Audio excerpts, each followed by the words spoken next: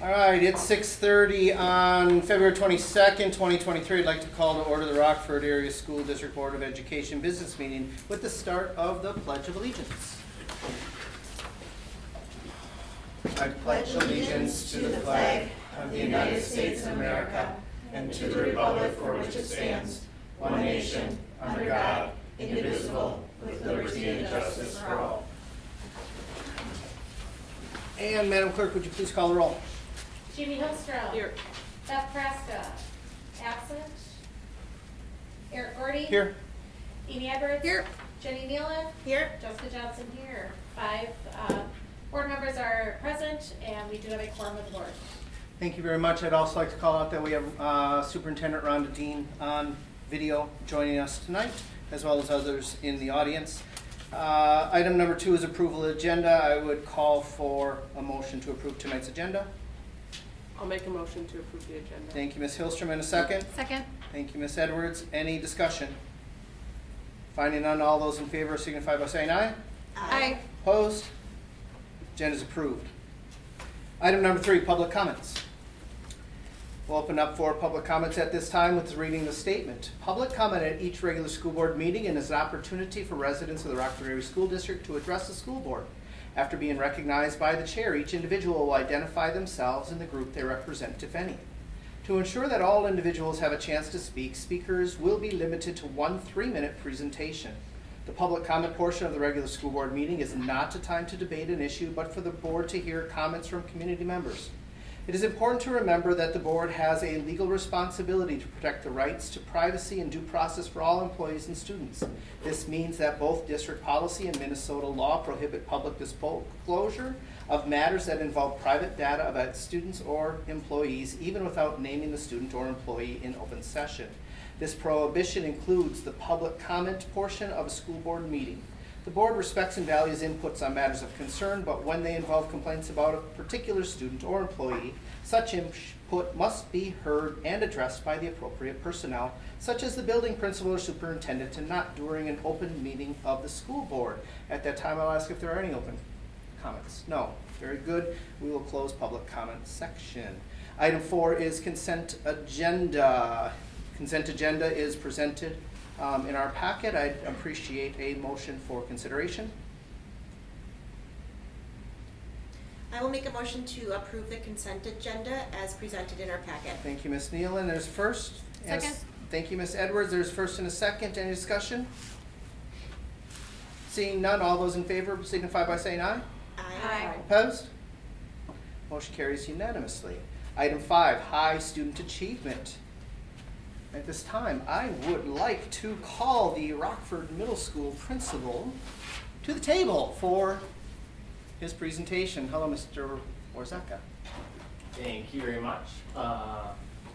Good evening, ladies and gentlemen. Oh, are we on? Nope. Nope. Sorry, again. Okay, thank you. Appreciate it. Good evening, ladies and gentlemen of the board and Superintendent Dean virtually. I am thrilled to be able to come back. It seems like just a blink of an eye since I saw you in October, and quite a lot it has changed and has continued to change. So the purpose here is to just give you a brief update on our 5 strategic goals, similar to the process that we did in October. I'm just going to put the goals up and talk through kind of the next step or the progress we've been making in each one of these areas. So the first goal really focuses on reprioritizing and being crystal clear on our STEM focus, STEM environmental focus. Couple things, again, for each one of these, I'm going to list about 4 or 5 things. And this is one that was a bit of a heavy lift as we really took a foundational approach, looking at starting with a SWOT analysis of where we're at, which started with the coordinators, and then we actually had a great time on November staff development. We all loaded up on a bus and went up to Northwest Suburban and really got some teacher PD around what does that mean to be a magnet, as well as what are those curricular opportunities to integrate. And then that's where we also gave teachers time to research what is STEM. pretend you don't know anything, whether it's environmental. And out of that, we really have been strategically moving towards a common vision and understanding, which I will share in detail in the spring session when I come back. But we're going through that process and have made incredible headway where each of our whys can fit into that. In addition, really moving toward the heart of that goal is that if any teacher were to be asked, we have a similar response in our community as far as what does that mean and how do we look different than a typical school. Specifically, we're really kind of doubling down around ideas of inquiry, evidence-based communication, engineering design, stewardship, and sustainability. So more to come on that. Kind of the next steps are going to be to leaning into our reflection and review process. It's going to be coming up with Northwest Suburban, where we can have some actionable items that will set a course for the next 3 years for us in terms of practical and tactical things we can do from a magnet and curricular integrations. Our second goal is really looking at ALICE protocols, best practice for outdoor learning space, because we are frequently going outside, which I appreciate. Even when it's cold and snowy, nothing keeps us out or away from doing that. Specifically, we have developed a framework, paper copy framework of what ALICE looks like inside and outside, common communication, as well as advocating for different building improvemements that help increase communication, such as teachers being able to make all calls from any location as opposed to one specific site, being able to make sure we have constant or consistent communication when we do go places, and again, having that one-page document that's part of our welcoming back each and every year is only going to help build awareness with our students as well as our teachers. We also, kind of the next step on that is making sure we have a drill. So our drill, once the snow melts, is to actually take kids out and help them process through what that looks like. Just for what does Alice look like outside, and again, specifically designed that if you were to be working with a group of students and something were to happen, what are those things we can look for, and just be safety aware coming into the building. Goal number 3 is really looking at that never-ending work of creating positive school culture, specifically around having a sense of belonging and using the primary focuses of student and staff. And specifically what that looks like is our student council, who's doing amazing work, and our building leadership team. So a couple just quick things. You probably have heard about all the fun things our student council is doing. I have 180 pounds of food that needs to be walked down to the food shelf just as soon as the snow can be removed and students back in the building. So we are very pleased, not only that, the part that I just love, to have a opportunity for these kids, for half the building to show up on a Friday was absolutely incredible. So, and they had fun. We all had fun. Then a couple things in terms of using those to student and staff as a decision-making body, but also an input body on, okay, here's an idea. Give us kind of focus group type feedback. One thing that has led us to is developing a Tier 1 SEL curriculum, which is going to be used through a company called Character Strong, and we're phasing that in implementation.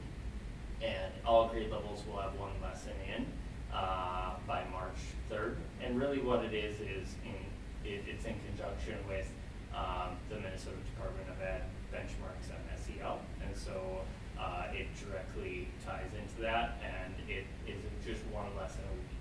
So, and again, the whole point of that is to build skills around self-awareness, self-management, stress management, social awareness, relationship skills, and responsible decision-making, which everyone needs. And then continued work on bullying, harassment, common education, so we can make operationalized. Anonymous bully report, increased focus to help students understand intention, interaction, and impact. Those 3 words that are a focus area as of late.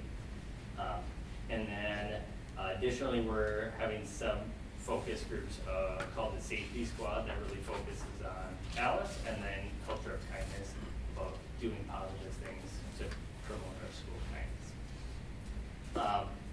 The 4th area is going to be kind of our 2nd semester lift, where we're going to be building on focus or vertical mapping, having teachers identify essential learning outcomes, having teachers include standards when they're reporting into their summatives, and that's reflected in Infinite Campus, and then having all teachers create course descriptions that will be aligned 5 to 8 in campus, and we're in the process of kind of revisiting and rebuilding that to increase efficiency across the system and make it more predictable for parents and users that interact with that. And then also working towards a 5/8 syllabi that would be operationalized by August next year. So every course would have a common building-wide syllabus that can be referenced, again, to increase transparency among our stakeholders. Next step, we have March 24th. We're going to have 2 hours of PD solely around this goal. So, last goal is a fun one. This greenhouse lot, I think, if there's one goal that speaks to my introduction of who Rockford really is, it's this goal. It's a all hands on deck. Aside, we actually had 2 focus group areas to build the community garden beds, to rebuild those. We got SHIP fundings for that, but the coolest thing I want to note is the original Eagle Scout who made that project actually came back and joined not only one but both of them to be able to kind of see that through. And obviously he's a grown man at this point, but it's great to see that community connection between district personnel, teaching and learning, and really community at everybody. We had a lot of very passionate community members who are willing to help us in that endeavor. And then we currently have a greenhouse integration process between ag science, STEM, and science, where they're starting with standards, and then we're mapping that with how are we using the greenhouse curricular to meet those standards, what are those opportunities. That will be, again, operationalized this May when I come back to you. So just be aware of that. Again, the point of that is to be able to have a landing spot so it's very clear of how we're using the greenhouse and how it connects to standards. And again, just a nod to the community lift on that one, both with the garden beds, with kind of having a clear vision of how to support that space with all the different users. That's my somewhat long-winded version. Any questions pertaining to the process? Does anyone have any questions for Mr. Wozak? No? No, just a clarification. Did you, because I want to make sure I heard it right, did you say that about half of the student body attended the event? That's correct. I want to say count was 230 something of approximately 500. So it was incredible, and it felt like it. But honestly, kids made great decisions. Kids made great decisions. All they do with this, the song ended with, or the evening ended with Frozen's "Let It Go." It was a student-generated playlist, so just know, I didn't know how it was going to go, but when you have a couple hundred kids doing the dramatic hand grab and singing it, and nothing melts my heart. The heart more than that. So, yeah, it was fun. Awesome. What great memories for those kids. That's awesome. Yeah, kudos Love to that. student council for making that kind of thing. Thank you for leading that. Fantastic, yeah. Any other questions? All right, the next item then up for Mr. Wozak is your 6th grade overnight trip. We appreciate shared experiences. I think the pandemic really made us grateful for those. Deep Portage is among the best I believe we have to offer in terms of creating common connection, making sure everybody, especially those new students, know that they have a place and they're one of us, and kind of bringing them along.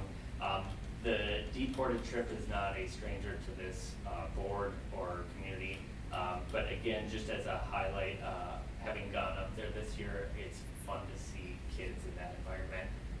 And in many ways, that is our kids' first taste of what it means to be an environmental STEM student. And so beyond the curricular advantage, it's really about building connections, both with peers, with seeing staff in a different light, and then doing all those things to build responsible human beings who can kind of manage those feelings, manage everything that comes to light. So we specifically have, we're bringing September 25th through the 27th. This coming year, again, trying to focus on those similar student experiences, dorm style rooms, and again, outside 90%, and they are tired at the end of the trip, that is for sure. Really following all the school and district policies regarding behavior, challenge by choice, making sure we have medication distributed by school employees. The parent chaperones have been fantastic and just great advocates for the program as well. And then we adequately prepare and re-prepare and teach and reteach kids what to bring, what not to bring, including cell phones, bug spray, and food, for a multitude of reasons.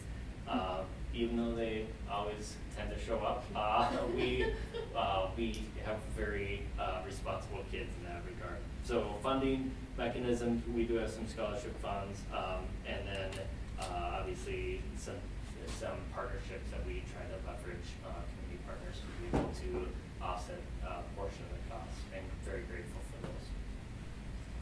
Any questions regarding the trip? No questions? All right, so this is an item up for consideration, which would require a motion. I'll make a motion to approve the 6th grade overnight trip to Deep Portage in September 2023. Thank you, Ms. Johnson. And a second? I'll second. Thank you, Ms. Hillstrom. Any further discussion? All those in favor signify by saying aye. Aye. Opposed? Motion carries. Thank you very much. Thank you. Thank you so much. Next on the list, Rockford High School Principal,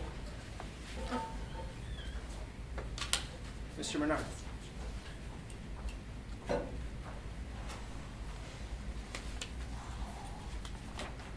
All right, good evening, everyone, and thank you for having me here tonight. We're excited to tell you what we've been up to at Rockford High School over these past 4 short months. The summary of our goals, but I'll go through each one of them one by one and tell you where we are to date on all of them. The first goal is centered around identifying primary and secondary resources and experts used in each of our units at the high school to help deliver quality, relevant instruction. So this came out of a conversation about making the curriculum come to life, which has to do with the onboarding of IB courses, but also getting our students authentic experiences by way of a career fair that we had in the fall, by way of ironing out partnerships with external partners in order to offer some of our new career pathways. For lack of a better term, it's making high school matter after high school. And that was the primary driver behind this goal, and the place where we had to start in order to be ready for that registration process was with outlining and laying the groundwork for 3 new career pathways. So now the high school has 4 that we are excited to have our students partake in next year. And that was thanks to your approval of the courses, and we have students in them. And we purchased a whole lot of medical equipment for our CNA certification for next year, and we're excited to offer a couple of pathways in agriculture, and of course our business pathway will continue as well. Now, moving throughout the rest of our curricular areas, we're also going to be paying attention to our NYP courses and our DP courses and some of the resources that they use to make authentic learning experiences for our students. So that is part and parcel wrestle with goal 4, which has to do with the development of some of these IB units in 9th and 10th grade MYP courses and the 11th and 12th grade TP courses. We are going to be creating a form to build a repository across Rockford High School for 2 reasons. One, so that we have some sort of running record of these types of experiences and experts that we're using, but also in the hopes that it would create interdisciplinary connections for our teachers to say, oh, you teach that content, or that's connected with a unit that I teach. Wouldn't it be great if we were able to make that speak to the students as they're learning it and make those connections for kids as they're going from course to course. That will be a great transfer of knowledge. It will also help in terms of if we were to reactivate a course or if we were to experience turnover, we'd be able to hand a very rich resource to an incoming teacher, or have it kind of in our back pocket if we decide, students might not be interested in this for the 23-24 school year, but in 25-26, if there's a resurgence of interest, we'll have something to give that teacher to at least have the solid footing. We have career fair contacts from the some 52 vendors that came and helped with our career fair in the fall, and we hope to make that an annual thing. We continue to reach out to them. Some have already been generous, offering some resources to us. Some of them are looking for summer work, and others have told colleagues and other folks in the industry about our career fair, and so we've got a little bit higher interest for next year as well. So modestly hoping to grow that year after year. We're also going to be looking at running an ed camp for our students. And so on the day where our students will be able to take the ACT test, sometimes it's challenging when you have courses that have students in multiple grades. And so the teacher might not be able to run a regular curriculum that day. So we want to make sure that whatever we offer our students that day, which is April 25th, will be enriching for them and valuable. So we're already reaching out to some county resources, we're reaching out to some post-secondary institutions, and we're reaching out to some of those career contacts so folks can come in and talk a little bit about financing for college, or looking at apartments, or what type of things you need to consider if you're going to be paying taxes in Wright County, those types of things. And so really boots on the ground types of experiences for our students, so that it's preparation for life outside of high school, and ways in which we can keep them engaged if they're choosing not to take the ACT, and in the hopes that they leave some material for the students that aren't taking the ACTs but want to know that maybe there's a packet that we could be giving them, or a folder with all that information as well.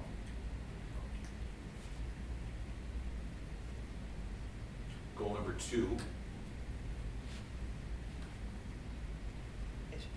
is students will be involved in feedback loops regarding all emergency procedures and plans. Data will be collected and studied 3 times a year. So this again is regarding that school safety, the ALICE training, and giving our students a really active role in kind of transferring that knowledge from the staff that were trained to really putting it in the students' hands. What's significant to know about ALICE is it really creates an avenue for students and staff to respond in the need in whatever unique emergency that they're presented with. And as you can imagine, thinking back to drills of yore, when there was a standardized practice of what you do, it really is a change in the way to think, and you have to be very responsive. So earlier this month, we did engage in a traditional lockdown drill, but afterwards, our staff members were given a script to read, and there were questions that opened up for discussion. So this is what you're used to doing, but what would you do if we knew that door wasn't locked? What would you do if we were coming back from the auditorium? And so they began to talk out those responses. Later this month, depending on the weather, we plan to go to some of our rally points on campus, and students who are in our safety and security committee have already begun kind of an awareness campaign where they're creating posters to remind students what the acronym of ALICE is, so that they know what their options might be in the event of an emergency. And then also just, we issued a survey. We got all sorts of interesting questions about what students wonder about what if I wasn't in history class in the middle when Mr. Menard comes on and conveniently says we're going to have this drill now. And so they're really thinking about what if I were caught off guard and what are my options? And ALICE provides a great open door to begin thinking about that. So we're kind of on the cutting edge there in terms of making students part of that response and giving student voice and even student visuals to some of those posters around the school. Goal 3 then has to do with our leadership and culture committee, creating positive school culture and a sense of belonging. We've held 3 meetings. We did also have a student survey for that. Students were particularly wondering about the reporting process and if we have issues in the school, who deals with them, and how do we know they're dealt with, and so some really good questions about, I would say, transparency on the part of the main office, which also led to some great lessons on student data privacy. And so we really had some educational opportunities there, but also knowing that we can try to be proactive and we can have some great positive examples of leadership. And so what that led into was a series of videos that we created, and we'll talk about that in SIP Goal 5 as well, concerning how we introduce not only the International Baccalaureate program, but those learner profile traits that we talk about, 10 attributes that we hope all of our graduates embody as they leave and enter the workforce. And we already have 2 of those videos have been made public, and then there's 3 or 4 more in the hopper. We'll talk about how that's already impacted the community in a positive way in a little bit. And that they also are making signs and visuals to put up across campus, and there are little phrases that we'll develop, and these are all guideposts for what we will begin in terms of character education and that social emotional learning. It's through no accident that we partnered with Jostens for our yearbook and picture services. That was a strong desire of mine because they have a very strong and well-known character program called Renaissance. And so now Rockford High School is a Renaissance school. And so with this committee, we'll begin kind of testing the waters on some of their activities to see how the students respond. And if it's favorable, then we will become a Renaissance school next year, and we'll push those out during our Rocket Block sessions, where students will learn about positive contributions to community and that social emotional learning piece.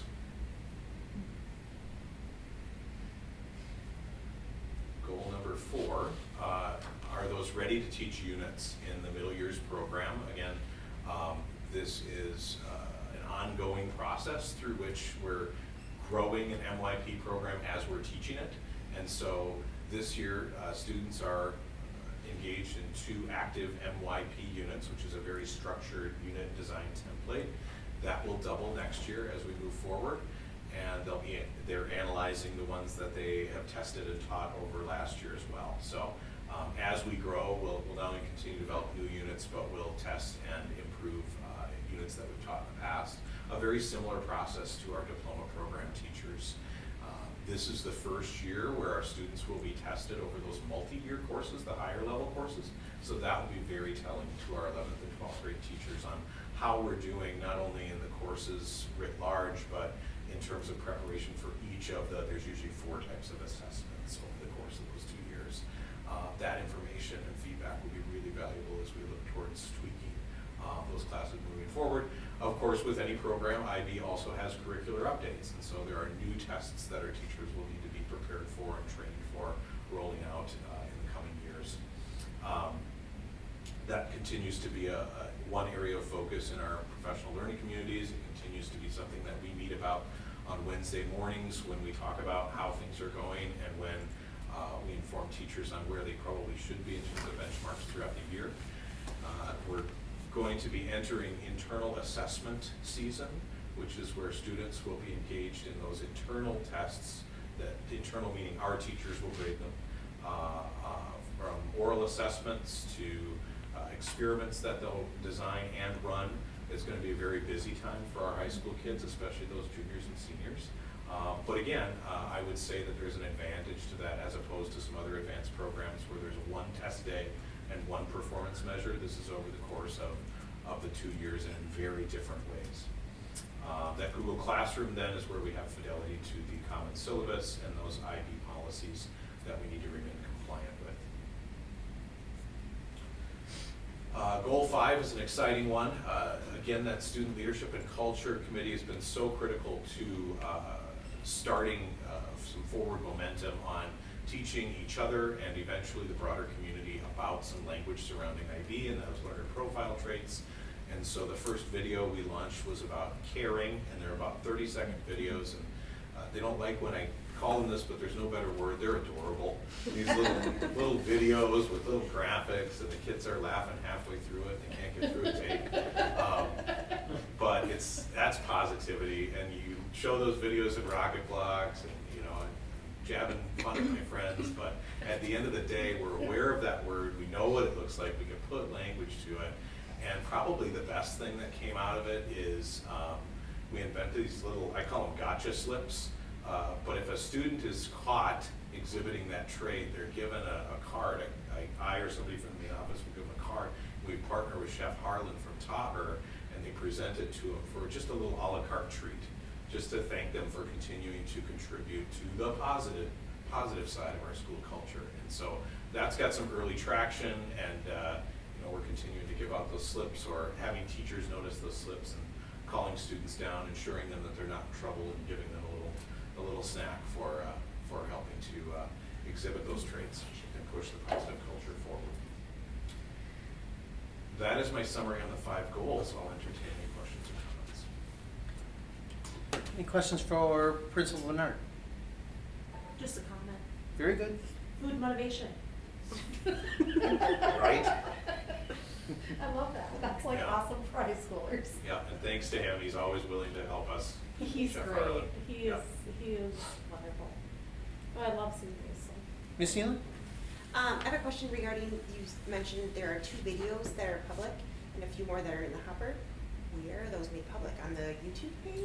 So right now, they're public among the high school in our Google Classrooms. Okay. What we're going to do is we're going to develop on the website a page for learner profile traits, so that we can post the video and add a little paragraph for context, Yeah. so that folks will be able to read about caring, and then our students talking about being caring and open-minded and thinkers and risk takers.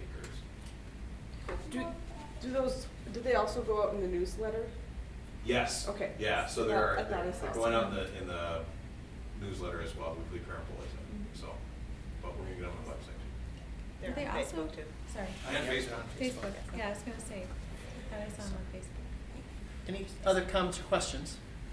I do want to thank both of you for giving the students voice and opportunity to grow as leaders and being part of shaping their school. Thank you, both of you.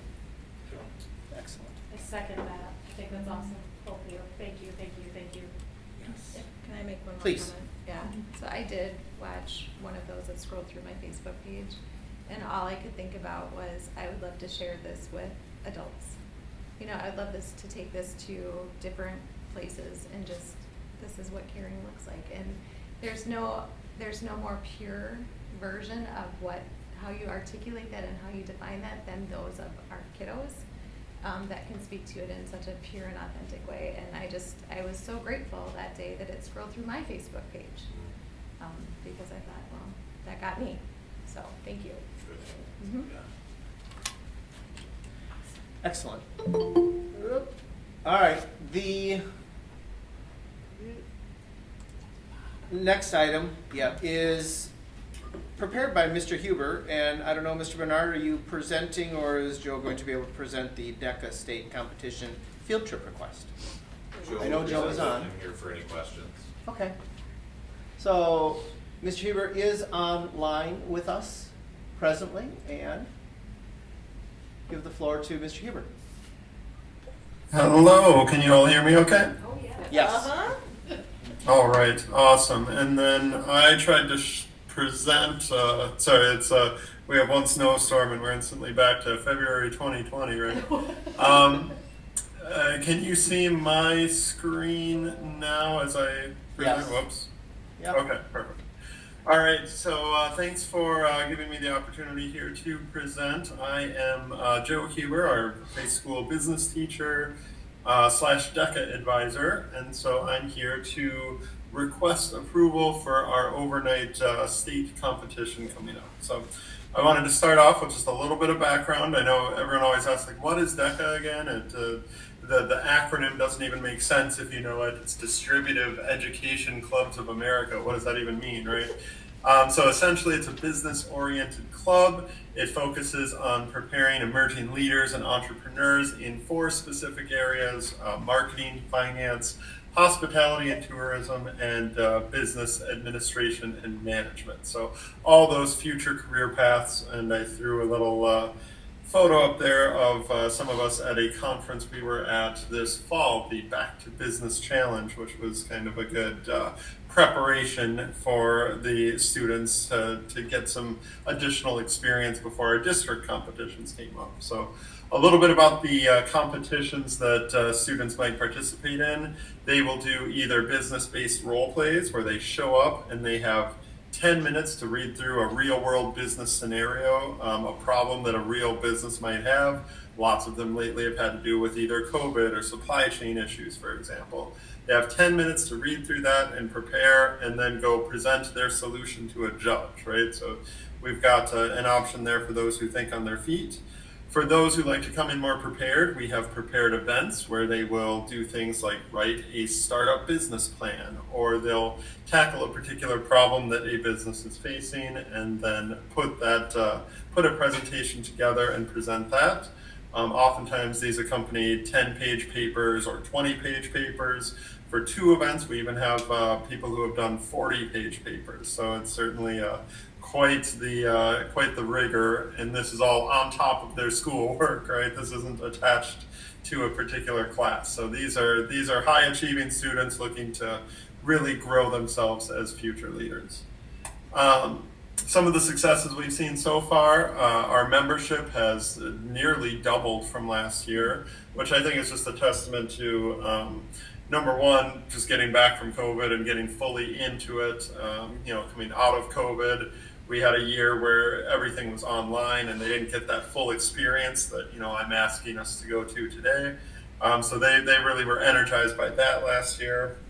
I think also I've got a really strong, what I call our DECA Council, which is 6 students that are selected from previous DECA years that have good experience and good leadership qualities. So each of them holds an area that they manage, and then they help me with the administration of the club and making sure that students are prepared. So the last thing I'd attribute the successes to was really, I got to give it up to our DECA president, Claire Tchaikovsky, for this idea. But last year in the middle school, we had a bunch of students reach out into the individual boost classes and do sort of a DECA recruitment event.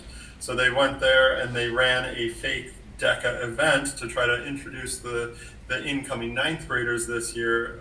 What is DECA? Why should I join? Is it fun? What can I learn? Just all those sorts of things. So we got a lot of success in that because we saw a huge uptick in our 9th grade membership, which is great because now we've got them locked in for 4 years here. So our membership is up, and then along those same lines, our district competition results are up as well. So I've attached a slew of pictures here from our district competitions of variety of kids getting their medals and getting their trophies from districts. They did a great job. You can see compared to last year, we've got an additional 8 people who placed for state, and we have a lot more people who have placed in double events. So maybe they did a role play and a prepared event, and they placed for state for both of those. So they're going to state for multiple events. So really a great job. I can't say enough about how proud I am of these students and how much extra work they take on to get these results. So that's a little bit about how we got to the place that we're at today. The final thing that I want to really highlight is 4 students in particular who took on the challenge of writing as I mentioned, the either 20-page or 40-page paper, and this is on school-based enterprises. So there are 2 events available, one on retail operations and one on food operations that they can do. Claire and Maggie, who did the retail one this year, they did the big 40-page paper last year for our certification. This year, for a recertification paper, they only had to write 20 pages. So good on them for that. You can see a list of the standards that they had to follow for that on the left side of the screen there. And then really huge shout out to Anna and Chloe, two ninth graders, first time ever in DECA, taking on a 40-page paper about writing about food operations and all that that entails. So because of their efforts, they've not only qualified for state, but those four are already qualified for nationals. So really huge praise to them for that, particularly the ninth graders. That's really incredible. So about state, what I'm asking for here, we have it's a 3-day adventure into Minneapolis. We stay at the Regency Hyatt Hotel from March 5th to March 7th. So the 5th is a Sunday, so a non-instruction day. We would depart, I wrote up, as you can see in Excel there, a quick little agenda of what our schedule looks like over those 3 days. We would depart from the high school at 9 a.m., take a bus down to the hotel. We would get there at that point. Everyone would get settled in their rooms, and then we start some of our preliminary events right away. They have exams, a 100-question exam in one of those 4 areas I mentioned earlier that take place at 7 p.m. Then we have a big opening ceremony, and this takes place at the Minneapolis Convention Center. So throughout the entire 3 days, the kids are confined to the hotel where we do all of our events, where we do some of our ceremonies or awards, where we have our workshops. So they're all in this hotel, and it's just a total DECA takeover.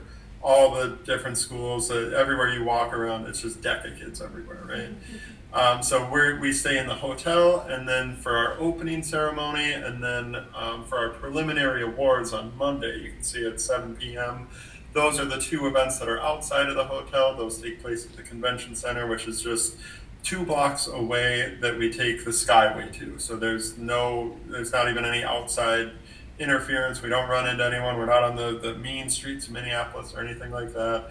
And it's just a big mass of DECA kids that goes down to the convention center, goes to the award ceremony, and then we all get shepherded back to the hotel through the Skyway. So fairly safe overall. I know you hear the word Minneapolis and some thoughts might pop up, but overall we're in a safe, confined area there. You can see some of the other things that pop up. There's workshops sporadically throughout the days. So if you're not in an event, because realistically your event only takes like 30 minutes or so to present, then they have workshops that they can attend. There's some DECA provided entertainment that takes place. They take one of the big meeting rooms or ballrooms or whatnot. They put a DJ in there. They bring a bunch of like lawn type games and just turns into a big hangout area. Otherwise, we're just all preparing for our events, studying, and then it takes place over Monday and Tuesday, which are instructional days. So I would be there as the advisor, and then I'm also currently hunting down 2 chaperones to accompany me as well. So I don't have them yet, but I will make sure that before we go, we have 2 chaperones in place in case anything comes up while I get bogged down with DECA duties and whatnot. As far as funding goes, it's all covered through our DECA fundraising budget. The kids have done a fantastic job getting out there and finding fundraising opportunities, whether it's selling our annual butter braids. We're hoping to do an upcoming chocolate bar sale, which is an annual thing. We have a manager at a local fast food place who partnered up with the owner of that restaurant to do some sponsored DECA days where we get some funds from that. So we've been all around doing a much better job fundraising this year, and so it would be cost neutral to the district. It all comes out of our fundraising budget, and it should be a great experience, and hopefully we'll add some more people to the nationals list beyond the 4 that I already mentioned. That's essentially it for me. Any questions before we open it up? Any questions? Board's shaking their head no. Well, thank you for presenting, Mr. Huber, with good information. So item for consideration requiring a motion? I'll make a motion to approve the overnight trip for DECA. Thank you, Ms. Hillstrom. And a second? Second. Thank you, Ms. Edwards. Any discussion? Seeing none, all those in favor signify by saying aye. Aye. Opposed? Motion carries. Good luck. Good luck, yeah. Thank you, everyone. Awesome. Absolutely awesome. All right, Mr. Menard, I guess you're off the hot seat now. Thank you. No questions about that for you. Letter 6C, Director of Teaching and Learning Report. Mr. Anaker, welcome.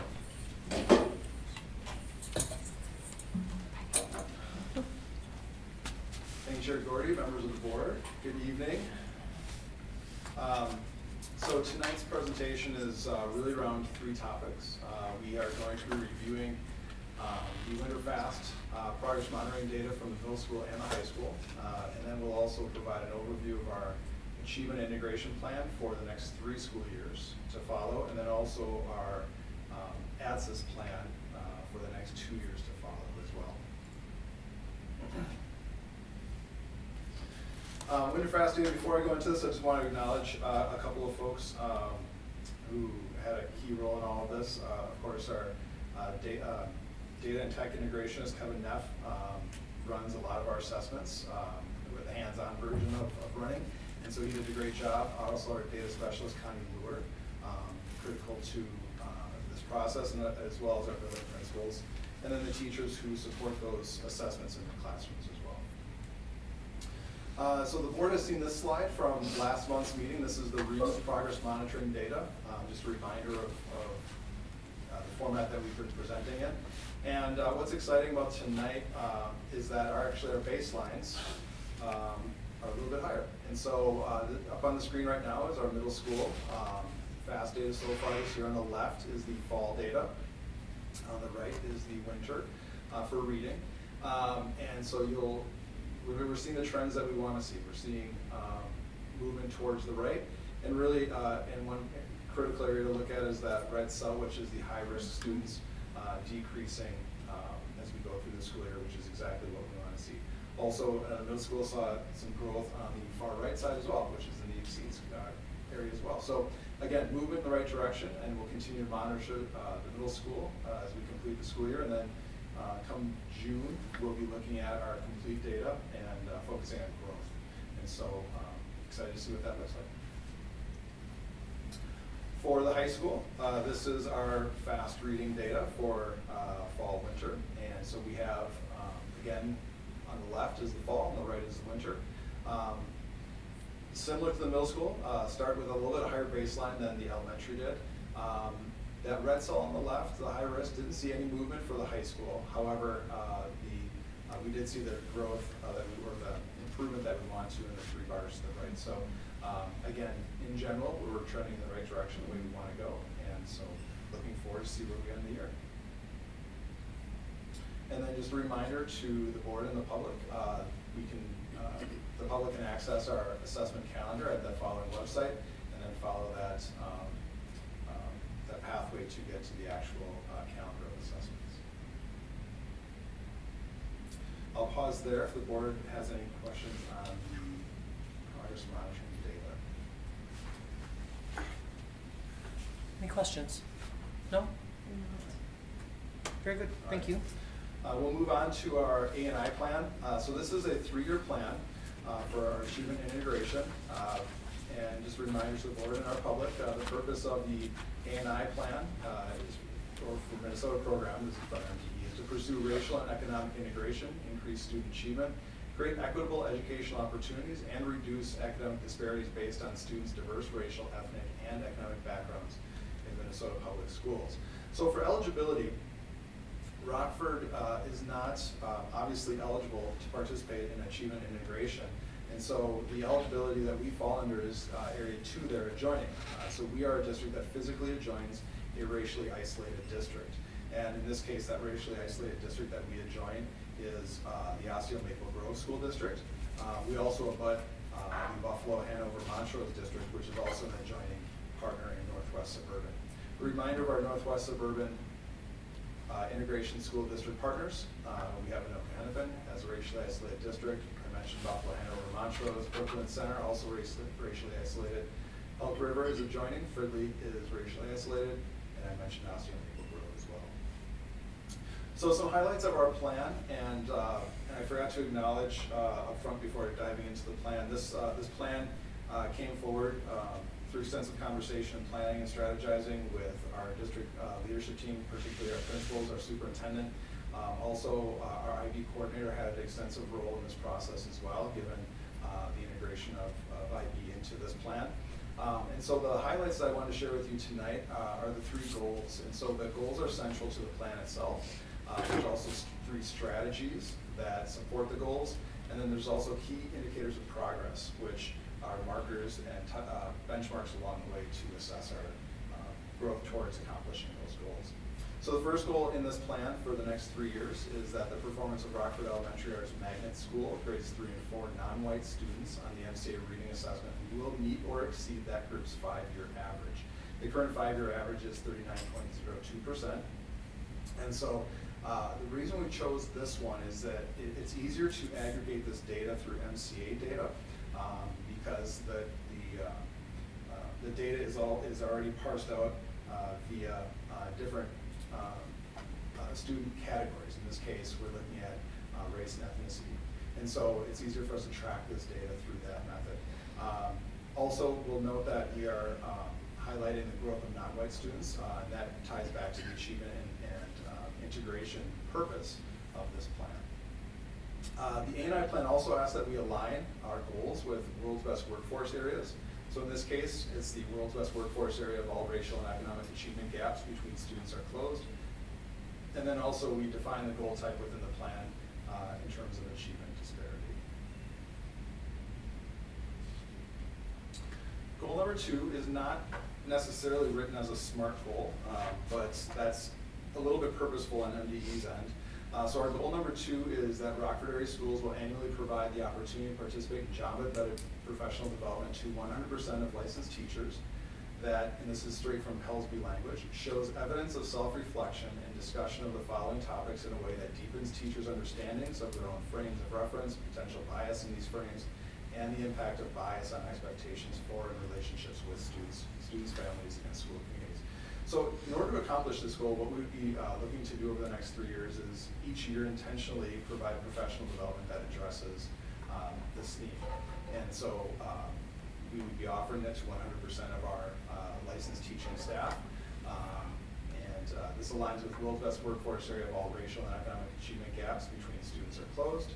And the goal type again is teacher equity. And again, that's the frame that MDE presents this area of the plan template. And so this would accomplish that purpose.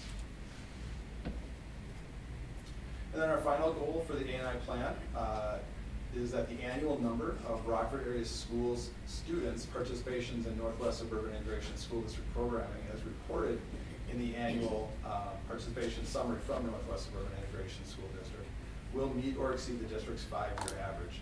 Currently, our 5-year average stands at 188 student participations annually. And this is what we look at when we're talking about participation in Northwest Suburban activities. This is, for instance, college visits. This is visits to culturally notable locations and opportunities within the metro area supported by Northwest Suburban. Those things and others. Participation in Northwest Suburban supported student programs like Essence, Educators Rising, things of that nature. So we're looking to increase our student participation in that, and the student participation is not, by definition, the students would be participating with the other students in the other districts that partner in Northwest Suburban, so that's part of the idea as well. This aligns with the world's best workforce area of all students are ready for career in college, and the goal type here is integration. All right, and then so those are the 3 books. This thing is sensitive. All right, so so those are the 3 goals that inform the plan. The funding allocation that Rockford has been allocated through our achievement integration for next year is $220,481. This is up from the current school year. The way this works, again, just a reminder for the board and our public, we receive that allocation, then our participation in Northwest Suburban, our dues essentially are 8% of that total, and then we are refunded over the course of the year based on Northwest Suburban's algorithm of $15,000. So roughly about 90 to 95% of those dues get put back towards district use. So the items funded in this plan include our magnet coordinators at each of our 3 schools, and that's at the 0.5 FTE level, and so we subsidize those positions at 0.5. We provide the funding for our AVID instructor at the high school, our IB positions also at the high school, so that for next school year would be our CAS director, our extended essay, and our MYP coordinator as well. The IB coordinator position for next year is made full by the IB grant, which we still have dollars that'll carry over to next year. This also supports our IB and our Magnet Schools of America annual dues. So IB dues at the high school, and then Magnet Schools of America, which is something that we onboarded this year for both the elementary and the middle. Northwest Suburban Integration position stipends. So again, Essence, Educators Rising, those positions are articulated in our plan. And then also our Artist in Residence program for the elementary, which is a longstanding and ongoing program, and again, that's funded through our A&I plan. Any questions from the board on the A&I proposal, or the plan, as it were, for the next 3 years? I have a question. You mentioned that the MSA is a new thing that we did. What exactly is that? What does that entail? Yeah, so Magnet Schools of America is an organization that provides professional development and collaboration for magnet schools across the United States. To participate in Northwest Suburban, we are required to have magnet school status, and so all 3 of our schools are magnets. The elementary is an arts magnet, the middle school is a STEM environmental magnet, and then the high school is an IB magnet. And so IB has its own dues and process for professional development for the high school, and so we made the determination this year to pursue an alignment with Magnet Schools of America for the elementary and the middle.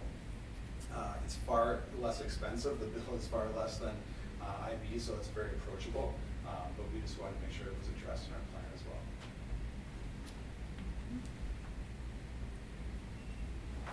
Any other questions on the A&I plan?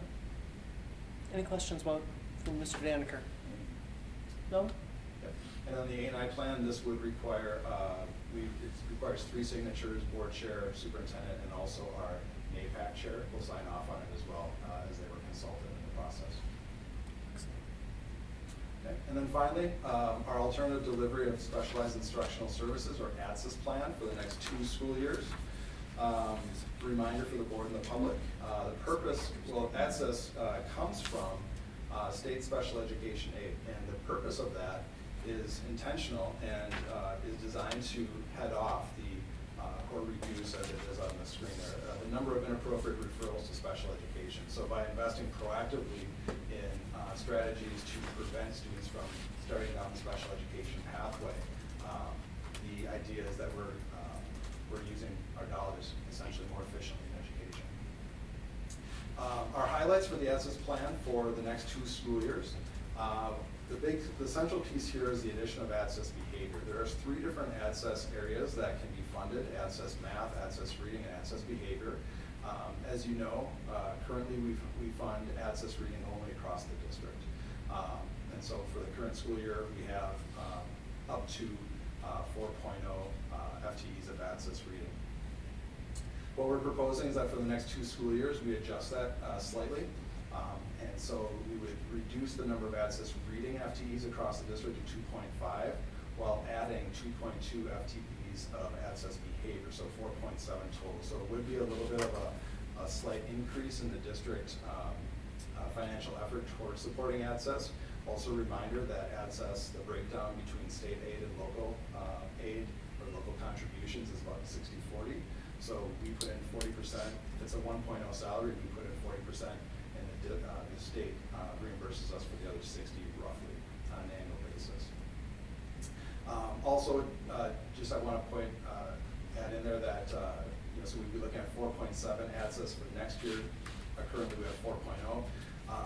This was also a part of a larger staffing conversation in terms of making sure we address a balanced budget. And so while there is an increase in the FTEs allocated to ADSIS, when the board sees the full staffing model next month, you'll see that that was balanced out elsewhere in the district in terms of efficiency and staffing.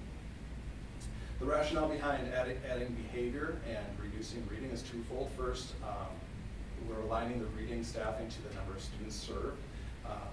And so we see far more students at the elementary purposefully. We have a statutory obligation to make sure that our students are able to read well by 3rd grade. And so we want to make sure we're continuing to invest dollars there. At the same time, our caseloads for access reading at the middle and high school are significantly less than the elementary. But at the same time, we have currently as much staffing at the middle and high combined as we do at the elementary. So we're trying to right size based on our caseloads and our opportunities with staff. Also at the same time, by going this direction, it would allow the district to maintain some of the behavior supports that were onboarded through ESSER funds. And so the board remembers that through our ESSER dollars, we onboarded 3 additional school counselors. School counseling is one of the areas that qualifies for access behavior aid from the state. There are other areas as well. Basically, the state mandates that someone receiving access behavior support is licensed appropriately to provide behavior support. And so that could be anything from counseling, social workers, things like that. And again, the board will see that in more full detail next month when we review the full staffing model. Oops, excuse me. And what this would look like across the district then in terms of where the FTEs would land. At Reams, there would be 2.0 access reading positions. That is the same as current. And then there would be 1.0 of access behavior, and that 1.0 access behavior would likely be split between 2 staff members. So the way access works is that if you're not, you have to be doing proactive support in the designated area to receive the funding, and so we have to document that time and effort. Middle school, it looks like 0.25 access reading, really targeting the intervention time purposefully in terms of where that time is used and spent. And then 0.6 access behavior, again, likely divided between 2 staff members. So that means that, again, if a staff member at the middle school is servicing access behavior, for 0.7 of their time, they're doing their other assigned tasks. For 0.3, they're working specifically on access behavior. And then at the high school, same breakdown as the middle school, 0.25 access reading and 0.6 access behavior. I included both of the plans in the board documents. The access application is a pretty extensive document, 63 pages long in total, as well as multiple pages of budget documents, which were not included and do not require a sign off from the board. But basically, those budget docs and form that I showed with you tonight. I would entertain any questions on that access proposal. Does anyone have any questions for Mr. Danica? Yes, Ms. Nealon. In your presentation, it mentions 22-23 being at 4.0 access for reading, and then it goes to 24-25. Does that mean that 23-24 is going to be staffed the same way as 22-23?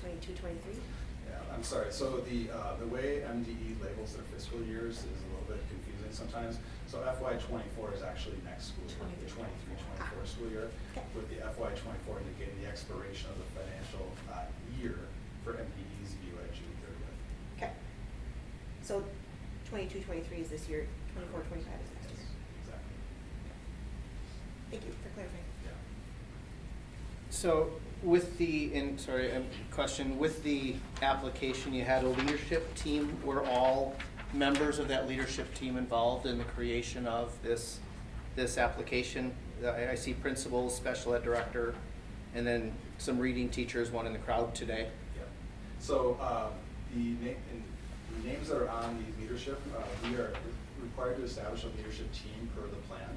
And so many members of that proposed leadership team were included in the conversations leading up to this. So the team that really focused on developing this plan, again, the district administrative team, myself, the superintendent, our principals, our special education coordinator, and then also the current access team was included in the planning as well. And so I met individually with each of them to provide input on how things were going this year and also ideas for years to come. And also I did follow up with them to let them know that this would be the presentation to the board tonight, so they had that pre-knowledge of it as well. So one of the questions, or another question with your rationale about moving from reading to reading and behavior. One of the things that had greatly concerned us last time when we approved the ADSES plan was the lack of any math. And historically, MCA scores are all I have because we don't see any universal screeners for math. in our district. You present us reading, and we see some growth, right, here and there. But looking at it, our math scores continually are declined, and actually, as a district, we're below the state level in the 22 numbers for first time in whenever. So minimal reading, right? No math again, which we had asked for previously as well, and our scores still. So how are you proposing we address our scores that our public see, which bring people into our district because they see it? How are you proposing bringing those scores up? Because this doesn't show me anything. Sure, and that's a very good question. And so on the math, and I see Superintendent Dean raise her hand in a second, so I'll provide my answer then, let her chime in. So the math question is a difficult one to tackle, and there's a bunch of nuance to it. First and foremost, frankly, is that when we think about access, we also have to think about title. And so there is a continuum of support across access and title. We have a title math teacher in the district. We have a title reading teacher. We also have a title paraprofessional that provides support specifically at the elementary. So when we think, again, the continuum of support between access and title, the way we've structured our access intervention is more intensive intervention. So access teachers are dealing with 1 and 2 students at a time. Our title teachers are dealing with small groups, typically 4 to 6, but there is a continuum of support there.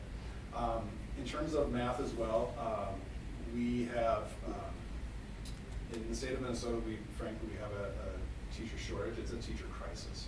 And in our district, for instance, we are not able to fully staff our math department in our Tier 1 general education classrooms with entirely appropriately licensed teachers as is. And so the question would be, where would we draw this math support from? Because the teachers aren't out there.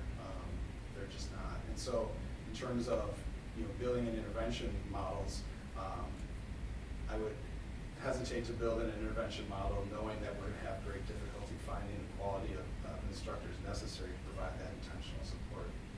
The other piece on math is that we, as the board has heard previous from me as well, is that part of the intentionality of what we're trying to do right now is build in our foundations in the Tier 1 setting. And so the Tier 1 setting in both math and reading can be improved in our district, and we're working to do that. So in terms of, and my answer to your question, Chair Gordy, would be looking at the continuum of services across access and title, the staffing challenges we currently face, and then also the improvement of Tier 1 in general, hoping to support or negate the necessity for so much Tier 2 intervention such as access or title in that case. Superintendent Dean had her hand up as well. Superintendent Dean, see you have an option or something to say? Yes, Chair Gordy, thank you. Mr. Daniker shared with you a little bit about what I was going to share regarding your question related to math. We are having some licensure issues. We had it this year. It is right now a labor market, and math is just a difficult position to fill. So that's number one. And we have invested quite a bit in our Tier 1 interventions. We have an MTSS coordinator right now who has been working with our PLC teams and the leadership in each building to address some of those Tier 1 interventions. And the last thing I'd just like to add as it relates to math is we haven't, of course, presented our budget for next school year, but we are hoping to increase our FTE a little bit in math with the hope of finding an additional math instructors. So it's not as if we're not addressing math. We are, it's on our radar, it's a high priority. It's just in terms of the access grant, we wanted to optimize that particular resource. And so we chose to move in the direction of reading and behavior because we know our kids are struggling with mental health also. So again, it's not as if math is still on the radar, but again, licensure issues, but we're focusing on Tier 1 interventions and our MTSS process. Thank you, Chair Corey. Sorry. So, I mean, to that point though, I find it disappointing that we choose not to try to provide intervention for our kids because we feel like we wouldn't be able to fill a position, right? That shouldn't be an excuse for not trying to give them what they need. We're almost 11 points behind the state average in mathematics right now in our district, which has dropped drastically from previous years. And we're talking about tier 1 interventions. You talk about continuation of services with title services and classroom interventions, but obviously something else has to occur. So hopefully there's more happening than what has happened. Because as we look at trying to increase enrollment and bring families in, this is what they see. This is why they come, good test scores, right? Just so hopefully put it in your hands that something good happens. I would appreciate that. My next question is, maintain many of the behavior supports onboarded through ESSER funds with our counselors. Can you explain what those were and what data you have to support the fact that it was a positive impact on our district? Yeah, so we added 3 counseling positions, one at each of our 3 buildings during following the pandemic and the ESSER allocations from the federal government through the state. In terms of data to support, we have in our ASSIS plan that the board has access to, there's a lot of data that we had to provide for the state to support our request for behavior support.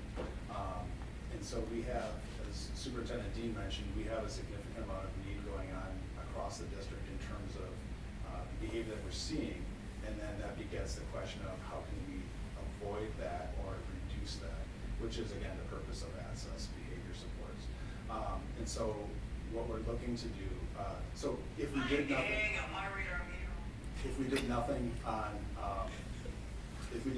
to address, let me frame it differently.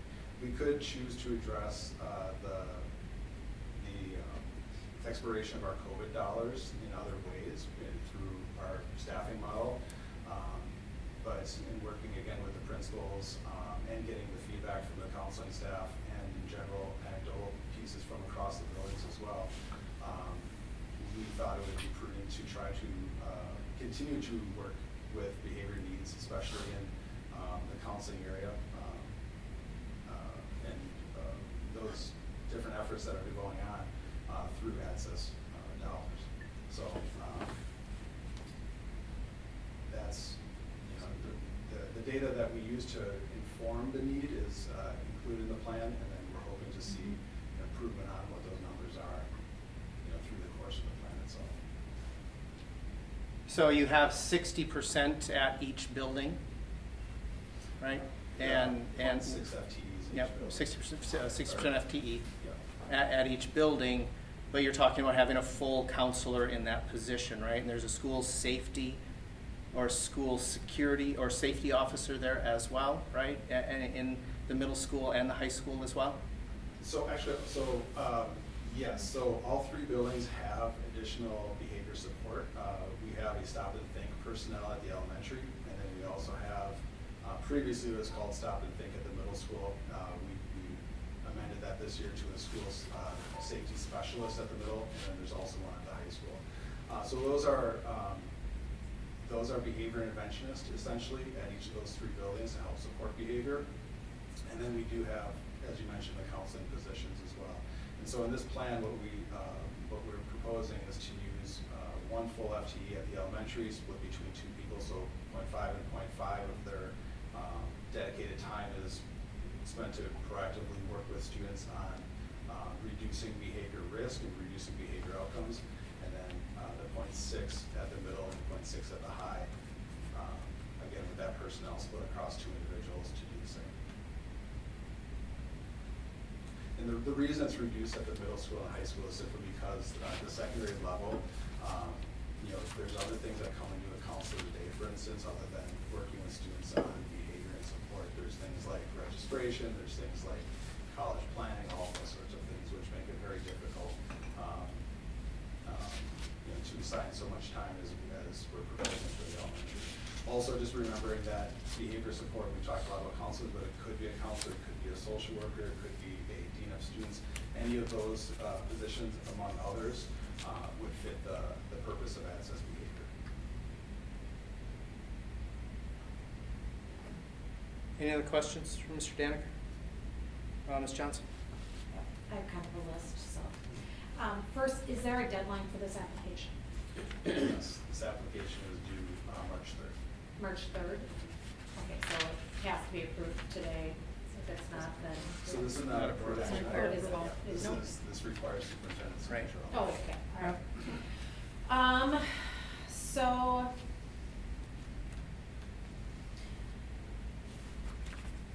I'm concerned when I look at our data that we still need that support, and I have a hard time cutting the reading support across the district.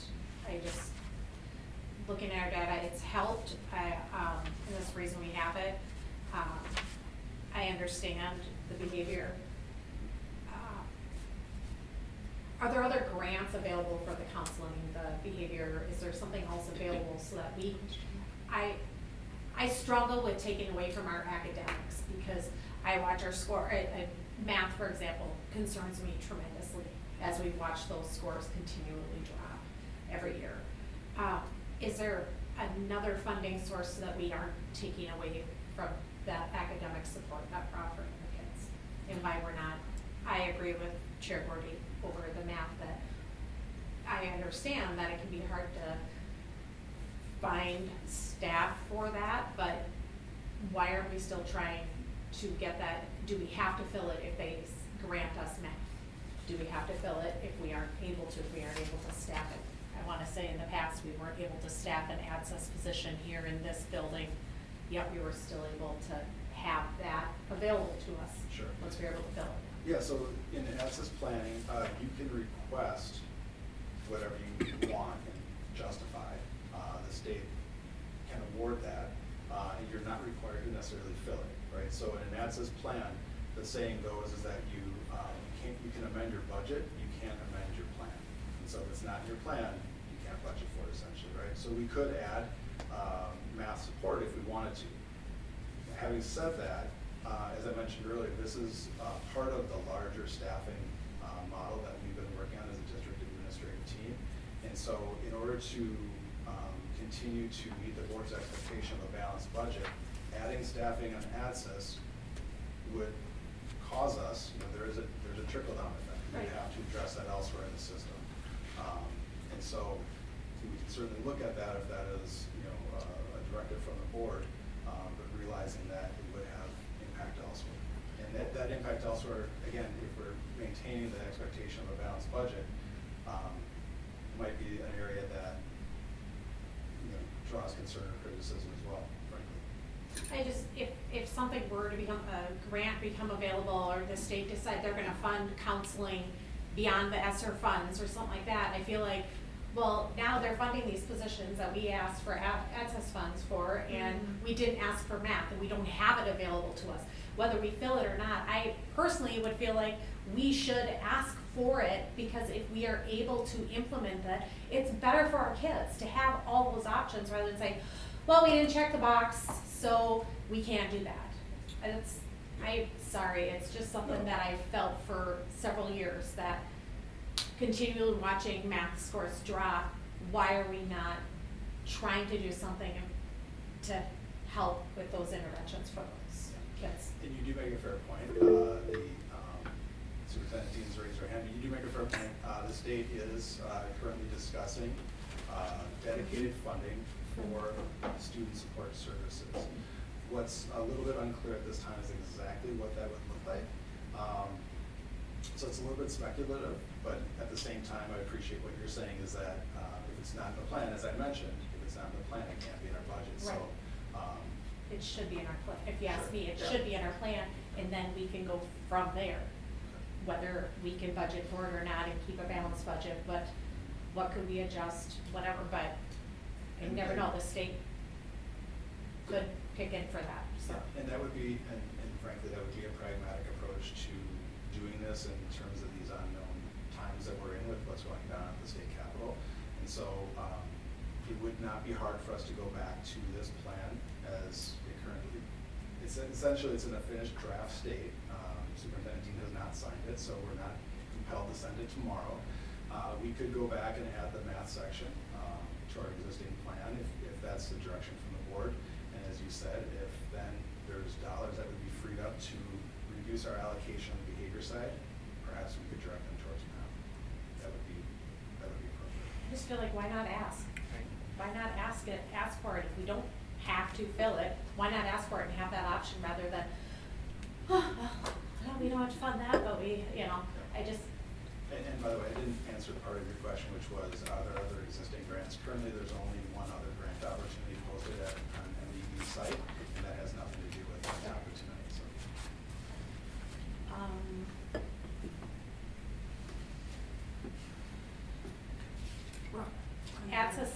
ATSA's goal is to prevent unnecessary sped referrals, but we have the ethical obligation to meet the needs of all students. And how will cutting full-time position maintain equitable access? Statement or question? So the question is, how will cutting that maintain an equitable access? Yeah, for and those so, students? so what we're actually trying to do, cut is kind of a harsh word, realignment is really what we're trying to do. For instance, I'll just lay numbers out. Our reading interventionists from the ATSIS at the elementary level have a caseload of approximately 30 students each. At the middle school and at the high school right now, it's roughly about 15. And those students, because of the nature of the way that the high school and middle school bell schedules are structured, we're really limited in terms of targeting that time, that intervention get boost at the middle school and rocket block at the high school. And so the plan, as articulated, identifies that what we could do is really be specific with our interventions during boost only at the middle, during rocket block only at the high school, and that's why the reduction, the cut, the realignment, however we want to frame it, would be justified. We're not actually, so while the staff size dedicated to those buildings for ATSIS reading would be reduced, we're not intending at all to reduce the number of students served, and that is articulated in the plan as well. And I should have started with that. That would have been a little bit more direct answer. Ms. Dean, you wanted to say something? Oh, I did. Director Johnson had said something related to staffing. Director Johnson, Mr. Daneker has already addressed it. We are not cutting current staff. And again, we haven't presented our budget. We are just shifting some individuals around because the student-teacher ratio at the secondary level is just not conducive to the allocation that we have for ATSIS at the secondary level. Second, I just want to bring our attention back to what all three buildings, and it's not even just Rockford area schools, our three buildings, the behaviors that some of our kids are exhibiting right now, not just in Rockford, not just in Minneapolis, not just in the state, but nationwide, our students are struggling. And what I hear every day from our buildings are kids not functioning well. And right now, we don't have the funding to keep our counselors that have provided the additional resources that our schools and our staff need to be able to deliver instruction on a daily basis. And that's what we are attempting to do here, is to maintain our current staffing with our counselors to help with the behaviors so that we can have effective teaching and learning. So I do understand there might be funding, but right now there is not. And we're going to build a balanced budget that allows us to deliver the services that we're currently delivering. Well, and that goes back to my question about what data and what programming had been run at those schools to support the addition of these student services people. Because we talked about that when we added them last year, that they were a one-year only position.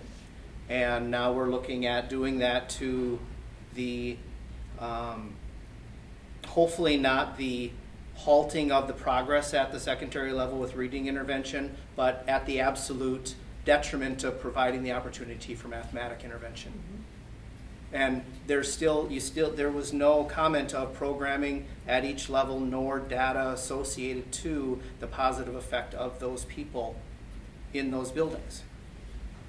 So directly to that, so we have our second step program at the elementary. Our elementary counselors are in classrooms routinely working with kids, working with teachers on social emotional programming and learning. Principal Warzeka mentioned at the middle school, we've onboarded Character Strong this year. That is being led by the school counselors as well. Principal Menard talked about a similar model in terms of Renaissance at the high school. So we are intentionally, so one of the things that shifted over the last maybe 4 to 5 years in education is that we are intentionally and explicitly teaching character skills in schools. It used to be, if we think back to Andy Griffith in the 1950s, it was something that was taught in the community. Now the schools have taken on that responsibility, and that's what we're doing with that programming as well. In terms of data, as I mentioned, our current behavior data is included in the plan. In reviewing the data, it's pretty obvious that there's opportunities for improvement, intervention, and to limit or decrease the number of student referrals is one of our goals in the plan. And so that's where we'd see the outcomes if this plan is put in place. Very good. Thank you.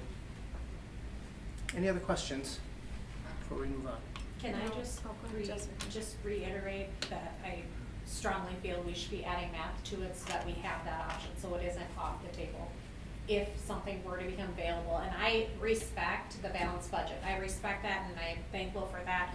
But I don't see why we wouldn't still apply if there ends up being an opportunity. We know how on time our state is on making sure that they get us all the information we need on time. I mean, it could be something passed in July, who knows, but at least it would give us that opportunity to provide that math support that we need in our district. It is a need in our district. Why not have it there available to us rather than, well, we didn't check the box so, or fill out that portion of the application, so we don't even have that option. Why not have that option? At least have that option in case we're able to use it. Yeah, and so I'm happy to take that feedback, and Superintendent Dean is here at the meeting as well, and her and I will discuss that, and strongly consider it, because like I said, I appreciate the input. It's a very pragmatic approach given that we're in uncertain times with state funding. Funny enough, we will find out from the state what their funding is before we probably get formal approval on our ESSIS plan as well, because we won't get approval on this plan until at least May, probably into the summer. So, but we'll definitely look at that. And I do appreciate the feedback. Anybody else on the board feel the same way when it comes to math? So I can, I'll comment. So, I read the whole multiple page document, so thank you for 63 submitting it, yes. pages. Yes, it It's is. very long. And it's very thoughtful, and it's taken a lot of effort by the entire team, and I appreciate your acknowledgement of, I know Mr. Gordy held up the list of all of the individuals, inclusive of our ADSIS teachers, our counselors, principals, et cetera, in that. So 2 things. One, I appreciate, so when I read this at a glance, even after reading the document, I had grave concerns about like, what are we actually doing with reading here? Because I saw the numbers and I was like, hey, like we're moving things, like that's good. What I'm hearing you say is that there's more to come, and that there's going to be a balanced approach to how we continue to provide services for reading and those sort of things. Second, I appreciate finding opportunities to continue to support behavioral needs in our schools, period.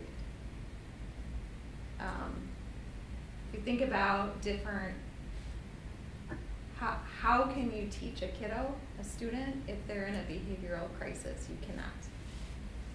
And so how do we keep and support kids from going into crisis so that they can learn at the hands of the amazing and awesome teachers that we have, and not have our teachers have to be counselors, which they are. They're serving in that capacity in so many different ways. We hear it, we read about it, all of that. So, two, I appreciate an attention to behavioral health and emotional well-being and working on strategies to prevent progression of that in any way that we can with the right professionals serving in that way.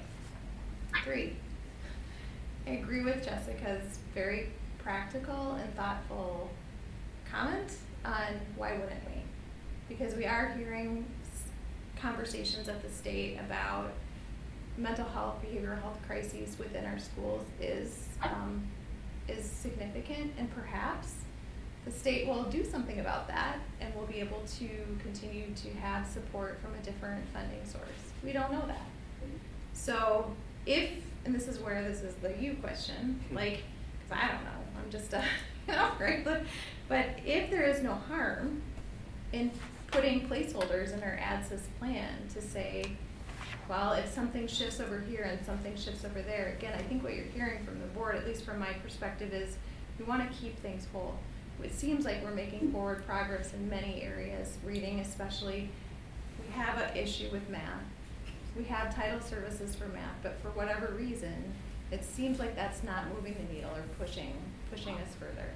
So if it makes sense, you question, not me, to add in a placeholder to an ADSIS plan so that we would have an option, so you would have an option at a future state to then implement that so that we can do something towards math, that seems practical to me.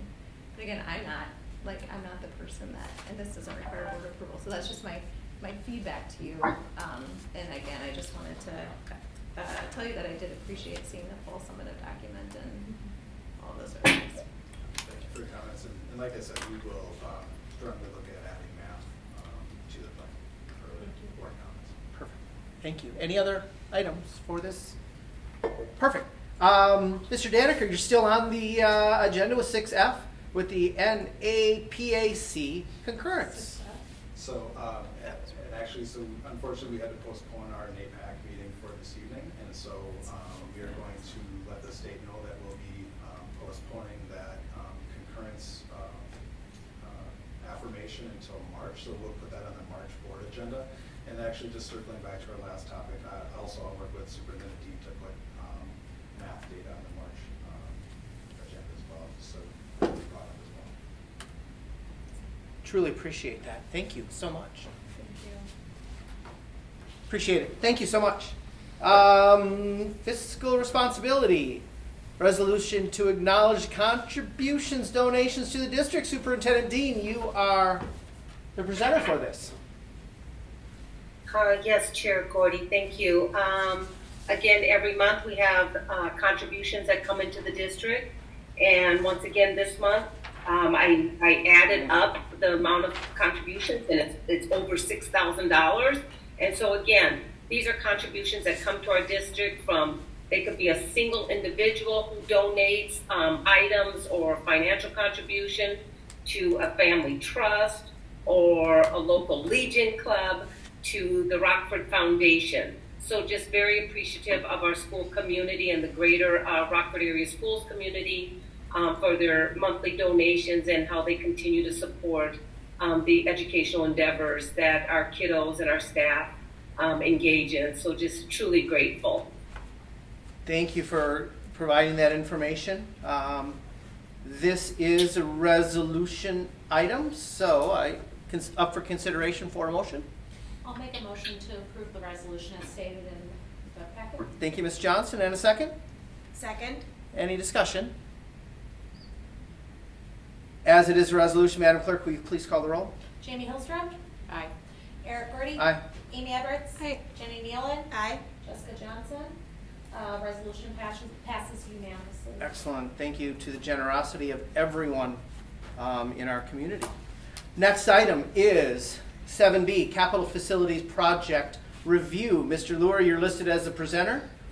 I know that Ms. Dean has had much involvement in this as well, so I'll defer to Ms. Dean with our guests, Ryan and Mike, Mr. Huffman and Mr. Hart, I believe. Sure.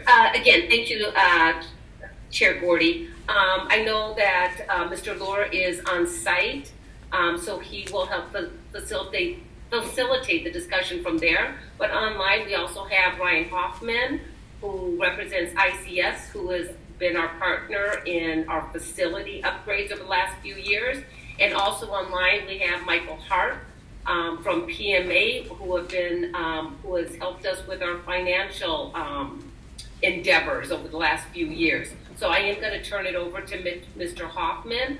And just to remind the viewing public or the folks that are there in the boardroom, we had a work session prior to the regular board meeting this evening where Mr. Hoffman and Mr. Hart went through a detailed explanation and review of what we're considering for facilities. And so, of course, I'm just mentioning that now so that the public knows that we had a more in-depth conversation prior to the regular board meeting. But Mr. Hoffman? Yeah, thank you. Superintendent Dean, board chair, board members, thanks again for having me. You know, I do want to kind of leave it open to the board at this point. I can definitely bring up the overall schedule of items that we had listed in the work session and go through that again if you feel that's appropriate. I know that we have, you know, the public viewing this, so be happy to do that. I'm cognizant of time. We did spend, 45 minutes going over that list earlier. We can do that exercise again. I can bring up the drawings to kind of show what we're depicting as well. But maybe just in a quick summary, what we're looking at right now is a funding source via capital facility bonding to complete some projects within the district that revolve heavily around the safety and security aspect for the district. We know that that's a high priority to continue to improve, just the overall experience and safety of students and staff and visitors to the buildings. So what we've developed over the last few months through input from the staff, literally in each office, and then the board itself, and then a kind of a broader range stakeholder input as well, kind of what the interaction between public and the office staff should feel like. And in general terms, we came with a solution at each of the buildings that basically allows a couple different layers of security. One on the outside of the building that gets people within a vestibule at each facility, Mr. and Huffman, then another checkpoint Ryan, within that. Could you just present the images of the vestibules? And Yeah, maybe again, that'll- this is something we had discussed at 2 work sessions actually. So last month we discussed this as well as this most recent work session. So Yeah. go ahead. As you just Perfect, thank you, go Chair ahead, Gordy. talk through. Maybe this helps. So this concept overall, right now what we're looking at is the middle school main office area. So as I kind of mentioned, what the overall concept is somebody would have to stop on the outside of the building and check in through a voice and video device, just like they do today, to get into the outside set of doors into what's now a larger vestibule. We're taking the interior set of doors and moving them back, but keeping that same kind of look and feel as what they are today, just moving them deeper into the building, and then creating a door into the office that is more visual between the office staff and the people within the vestibule. So that's a secured line there. We would be adding a voice and video device again here within the vestibule to communicate with staff members inside the office. Once they determine that person or persons are appropriate to come within the office, they buzz them in. They can then go through a identification process, get a badge, check in however we determine that process should look. And then from there, enter into the facility. So kind of a dual step safety check, but kind of providing a lot of glass and a lot of opening from the office area into that vestibule with a couple different technology devices to aid in the kind of the interaction with public, if you will. Here in the middle school, we're rearranging the office more than the other facilities for sure. So we're bringing some of those staff members that are currently located in kind of opposite corners of the main office and bringing them more to the center so they have more direct view as opposed to maybe tougher line of sight to a new door, but still allow interaction with students and staff that come within the facility from the existing door here that interact with the staff on a regular basis as well. So this concept, I'll show the high school as well. Again, the existing reception desk is up here, kind of this curved area, but existing outside doors, we have a voice and video interaction. The existing interior doors, we would push deeper into the building, tie it to that radiused glass wall that's already existing there, but bring that glass all the way around the corner so that we have the backup to the receptionist currently is kind of sitting in this corner.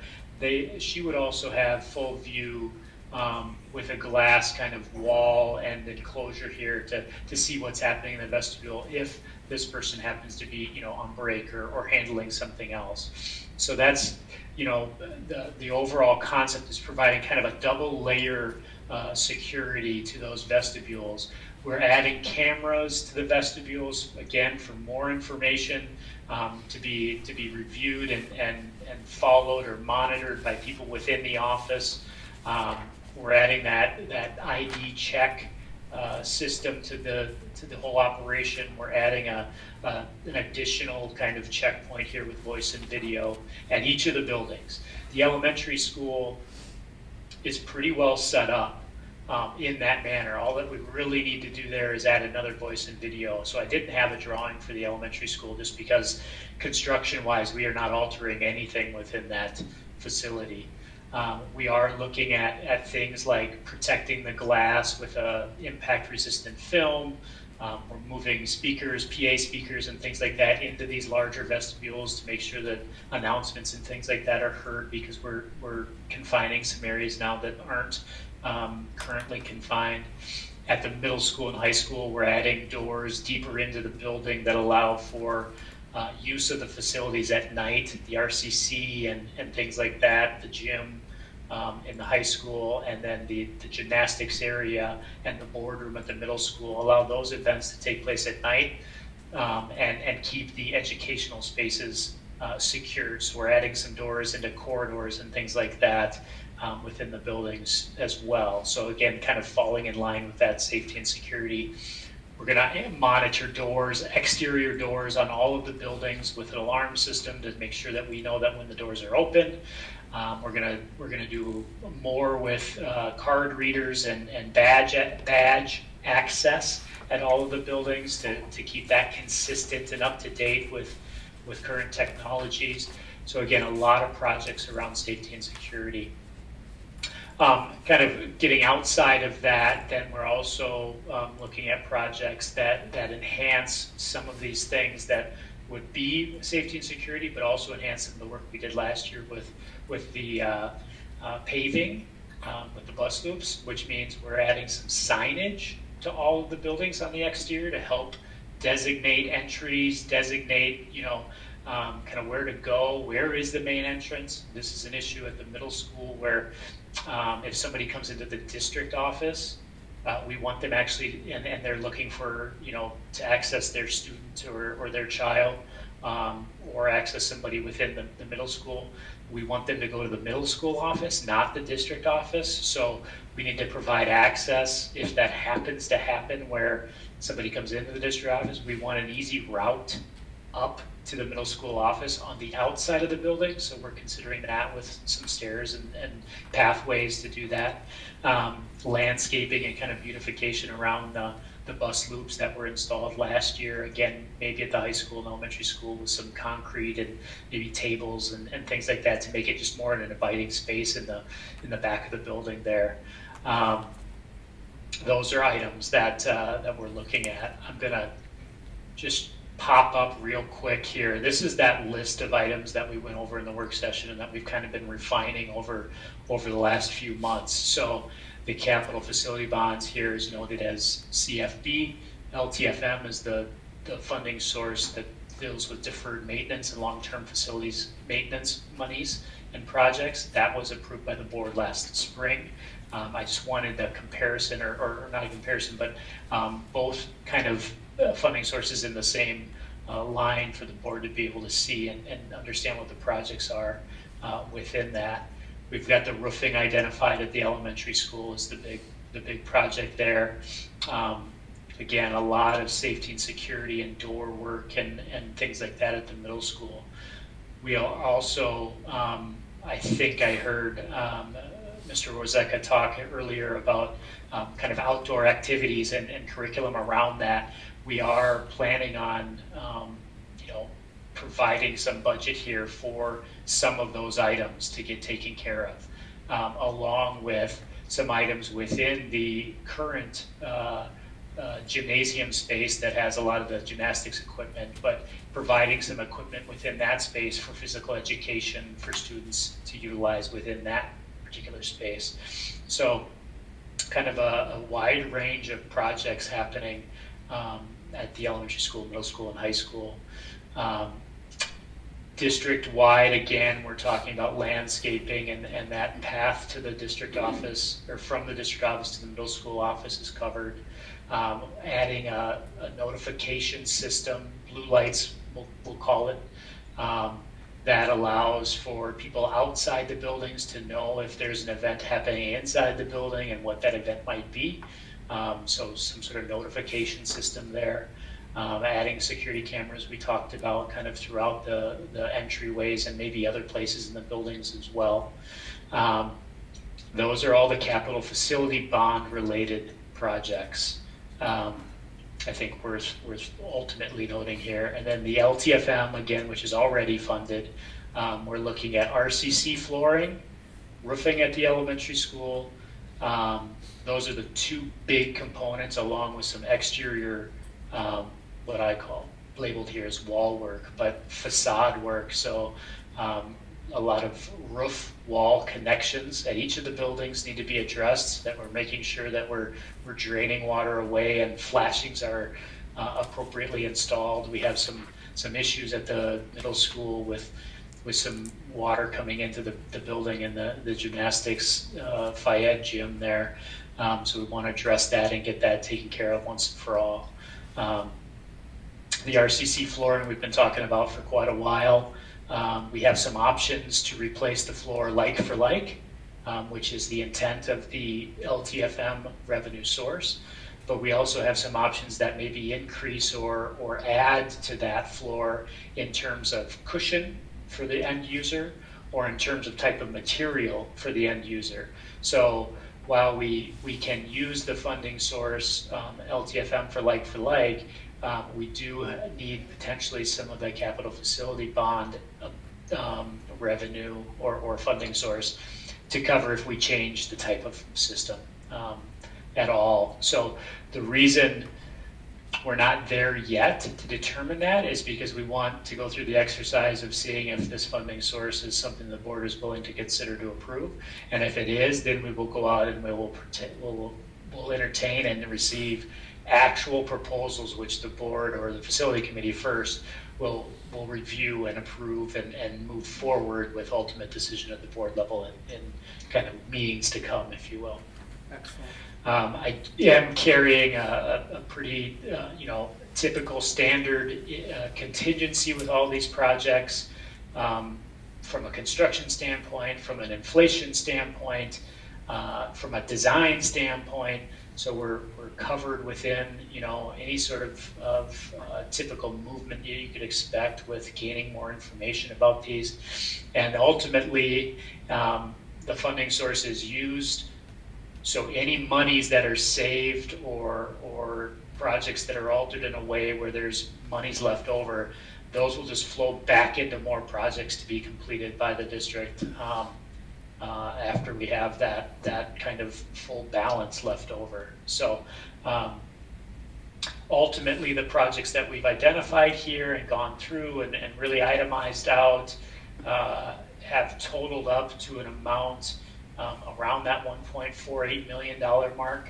That was a significant number just because that's and I'll let Michael talk, but that's the amount in which you currently are using some funding to pay capital facility bonds that expires in a couple of years. So that's the level amount to just keep that structure going. So that's why we wanted to stay right at that number, which seems to be almost ironically a perfect number for us to carry these projects through and get done. So I'll stop there, see if there's more questions, Excellent. comments. Yeah, thank you, Mr. Hoffman. Is there, I mean, we had talked about this a couple times, 2 work sessions. Any other questions for Mr. Hoffman? Mr. Lure has a question for you. No, Ryan. not another Yeah. question. I just want to add something. One of the things that we didn't really talk about, since we're taking down the RCC, we're also looking at curtains, repairing curtains, painting walls. Since we're taking it down, we want to do a complete cleanup and I had a person out this morning checking the infrastructure of the curtains. He hasn't given me a report back yet if we need to change just the curtains or the infrastructure. So our goal in the RCC is turn the lights on and have a new system. I mean, have a new RCC. Move in one scoreboard or a basketball hoop. But it's some of the things that we didn't discuss, that it's going to be a nice facility when we get it accomplished with this funding. Well, that's one of the things you and I talked about on the side about making sure it gets a fresh coat of paint and looks a little clean, because it's been a while. Yep. Yep, thank Yep. you. Ms. Edwards? No, I think No, you're all? No. And just for clarity, when you said taking it down, you just mean putting it out of commission for a set period of time over the summer months, correct? Yeah, so I've been talking to Melissa about dates and stuff, and obviously summer is the best so people can work outside and go for walks and stuff.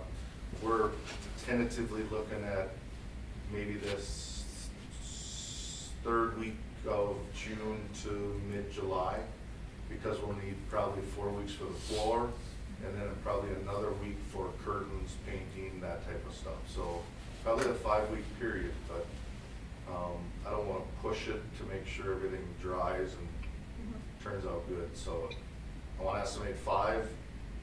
We may go 5.5, 6, just for to cure, so make sure it turns out good. Thank you. All right, any other questions for Mr. Hoffman or Mr. Lure before we ask Mr. Hart to present? All right, Michael? Thank you for hanging out with us, and Michael Hart from PMA. Absolutely. Good evening, everyone. Members of the board, Chair Gordy. Courtney's going to pull up the slides that we went through in the work session. I'll move through these fairly briefly, but give the public the key highlights here in terms of the financial implications of this. With capital facilities bonds, we're talking about a revenue source that the district already receives, so we call operating capital. The district receives about $390,000 a year. We are going to take a part of that money and make it go toward the bond payment related to this new bond. The district issued bonds in 2010 that are very similar, that pay off in 2025. And so we're going to stay within the boundaries that have been typical for the budget with the district. One key thing as community member is that by issuing this kind of bond, there will be no tax impact, no tax increase on any taxpayer within the district, because we're utilizing a revenue source that is already in use. On the next slide, we show that what we're talking about is a bond issue of approximately $1.5 million that funds the project scope that Mr. Hoffman just reviewed. It maintains the same payment for 15 years as the bond that was issued in 2010. The exception to that is that there's interest-only payments in the next 2 years, during which time we still have payments on those old bonds in place. The next slide includes a schedule that we reviewed with the board, but I think the next, we can move on one more slide here that shares the action that the board has in front of you tonight. Should you feel prepared to move forward, it is an action that declares intent to proceed forward with the capital facilities bond funding. It describes the projects as secure entries and improving, repairing, and equipping all district facilities. It allows us to submit for approval at NDE of issuing this kind of bond issue. There will be a notice that will be published in the paper, and it begins a petition period under state statute. The district is required to go through a 30-day petition period where a certain percentage of the public could file a petition to cause this financing to need to go to a referendum. The final thing that the resolution does is it establishes parameters for the sale of the bonds. It provides the board is given the authority to the superintendent and an officer of the board, so 2 signatures, to execute the documents to sell the bonds, subject to the fact that the maximum amount of the bonds does not exceed $1,550,000 and the interest rate does not exceed 5%. It will still come back to the board approval for full ratification. On the last slide here, I'm sharing a calendar of events. If the board proceeds forward with this action item resolution that's on the agenda, we'll work through those processes that I've just discussed and work toward a bond sale in the month of April to have the board's final approval of that bond sale at the regular April board meeting, and the funds would be in the district in May so that you have those to begin the work, the portions of the projects that you expect to complete this summer. So with that, I will pause and take any questions on the finance plan or the action item that's in front of the board tonight. Excellent. Thank you, Mr. Hart. This is an item that we had discussed in detail again at the work session. Any questions that may have come up from that time to this time? All right. Seeing none. No questions. Mr. Hart, good job. Thank you for the thorough explanation. So given that, this is an item up for consideration of action, and I would appreciate a motion to approve. I will make a motion to approve the resolution of facilities bonds as presented in our packet. Thank you, Ms. Nealon. And a second? I'll second. Amy Edwards. Thank you, Ms. Edwards. Any further discussion? Seeing none, this is a resolution. So, Madam Clerk, would you please call? Jamie Hillstrop, Aye. Eric Gordy, Aye. Amy Edwards. Aye. Jenny Nealon, Aye. Jessica Johnson, aye. Resolution passes unanimously. Beautiful. Thank you very much. What's that? Can I make one comment? Yes, Ms. Edwards, sorry. I know we just voted, but one thing that I do just want to articulate that I do appreciate the support from Mr. Hart, Mr. Hoffman, Mr. Lohr, Superintendent Dean, and actually all of the building leaders that really took some time to work with their teams to help design what makes most sense. So gratitude there. Mr. Daniker helping with the middle school, how we do education, all of the things, right? And so I just wanted to say I feel so much better now than in December about the forward plan that we have. Plus the other thing that I have gratitude for is it really keeps our run rate, basically what we intend to spend towards capital facilities bonding stable. So we're not doing like a big spend because we've got other things that we need to finance in our district too. So I do appreciate that the funding source is stable. It gives us some influx of capital to fund some of the things that are in greatest need from a facilities perspective, balancing that with our LTFM planning. So I appreciate the pause. I appreciate the thoughtful considerations from our administrative team to come back with, hey, this is what we need, and let's stop the train here for a minute. And so I look forward to seeing what is designed and what comes forward through some of the facilities committee work. But I just wanted to take a minute to express that gratitude. So thank you. And I'm sure Ms. Dean is growing tired of the random photos of entrances to other buildings that I keep sending her that shows we're doing the same thing that they're doing in Litch and other places. So, all right, thank you very much. The next item up is storage optimization proposal. We had some nice tours for the board. Mr. Lohr was gracious enough to provide tours to the board so that we could see our storage and our stores in those areas. And this follows up a recommendation and a request about the additional items in our storage cubes as well as other areas around to help clean us up a little bit.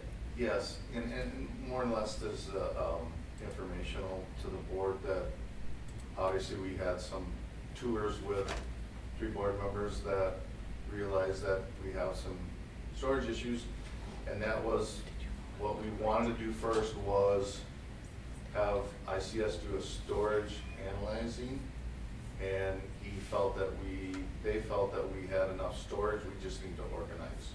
We need to do some purging.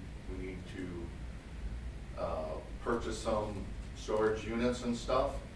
And along with the tours, we also realized that some things need to be sold and some things need to be reutilized or go away.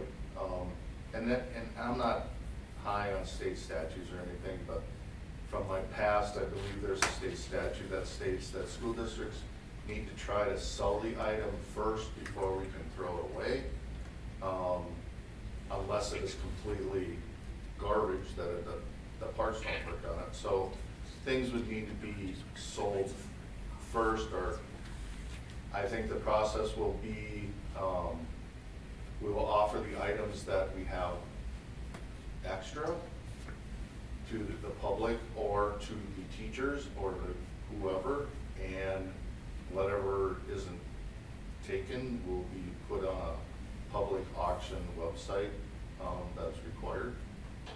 So it's just informational that we're going to be doing this moving forward to be able to make space for some really nice storage units under the capital funding process. And I want to thank Mr. Daniker for helping make that tour possible, and I'm glad you guys came along on the tour and seen what we need to do. So Mr. Luhr, I want to make sure I heard you correctly, that the items that you are going to identify will first go up to staff and community members and then external auction site. Yeah, it's nothing we can just toss.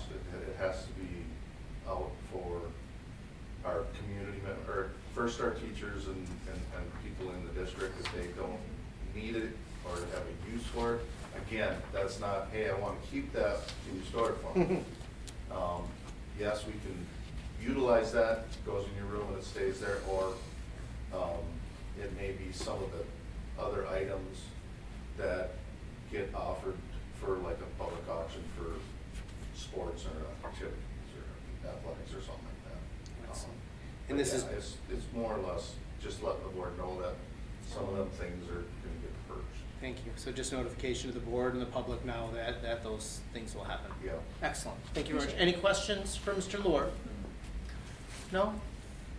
Ms. Dean, anything on that? No? No, Mr. Luhr covered everything. Thank you. Perfect.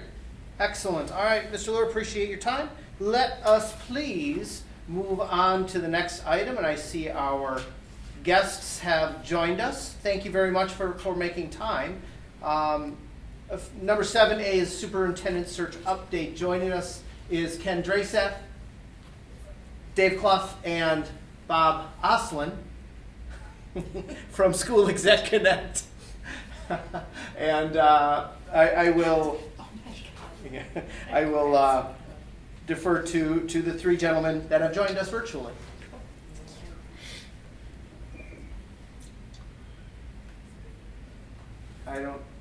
Well, good evening, board. Dave Clough here, and as you said, Ken and Bob are joining me. Eric, do board members have that applicant pool data that I sent to you? They do, yes. Courtney received that, and she did put that into our board packet, yes. Okay, I thought I would just start with a brief review of that. We had 21 applicants who started applications for the position. 19 of them actually completed all of the application material and submitted their applications. I'll just run through quickly the positions. In the 19 who submitted, we had 3 sitting superintendents, 1 retired superintendent who applied, 1 interim, 3 candidates who are either associate or assistant soups. 1 person as an executive director, 2 directors, 1 coordinator, 6 principals, and 1 person. This is the first time I've come across this position as construction superintendent. So that was our pool of candidates. As expected, the majority of candidates were from here in Minnesota, 14 in all. The only state that had more than one was Wisconsin. So that was our applicant pool. The 3 of us did lots of interviewing, lots of reference checking, and doing all of that in light of the profile that the board had approved. When we interviewed candidates, we used that profile as our template for asking questions, and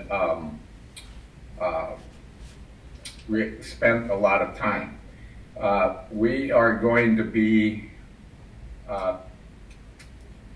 we're coming tonight with 5 candidates that we feel meet the profile, and all would be candidates who we feel could do the job in Rockford. And how we are going about this, we cannot identify the candidates by name or position until after the board approves the slate. So what we are going to do is we have developed a bio for each candidate that we will read to you, and you can get, I think, a good feel for this candidate's where they're at, not specifically, but basically where they're at, what their references say about them, what other positions they've held, and where they completed their education. Bob and Ken, are we ready to begin that process, or do you have some other comments first? I think we're ready to begin. It was a really strong field, and so we feel really good about that. It's getting that many applicants and many quality applicants as we received in this day and age. It says a lot about the attraction of Rockford, location, and so on. And so I think you can feel very good about that, and we certainly feel very good about the field. Ken, any comments? Ken, you're You muted. need to put your mic on. Now, in addition to the people who applied, we did make inquiries with other potential candidates that we thought might be good candidates for this position. Some of them are in the pool, and some of them have chosen to stay where they are, and that's all part of the process. So, do we want to go in order of interviewing? Yes. So I will begin. So we will go through these bios, and should the board approve this slate, at which time we can identify my candidates. But this would also be this would also be the order that they would interview in on Friday. So I'll begin. The first candidate is currently serving in the 3rd year as an elementary principal in a West Metro school district. Under his leadership, the school has attained the status of an outdoor immersion school through a partnership with Education Evolving. Previously, he held principalships, assistant principalships, and dean of student positions in 2 large urban school districts and in another West Metro school district, as well as in a regional center in central Minnesota. The candidate has also served in district administrative roles in a large East Metro school district and in a central Minnesota regional center. He has extensive experience with international baccalaureate as well as outdoor education programs. Prior to his entering education, he served in a counseling position with a large metropolitan county.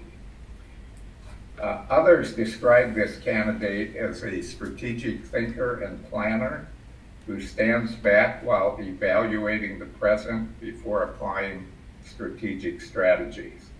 He is also described as a collaborative team builder who works with others through identifying and utilizing their strengths.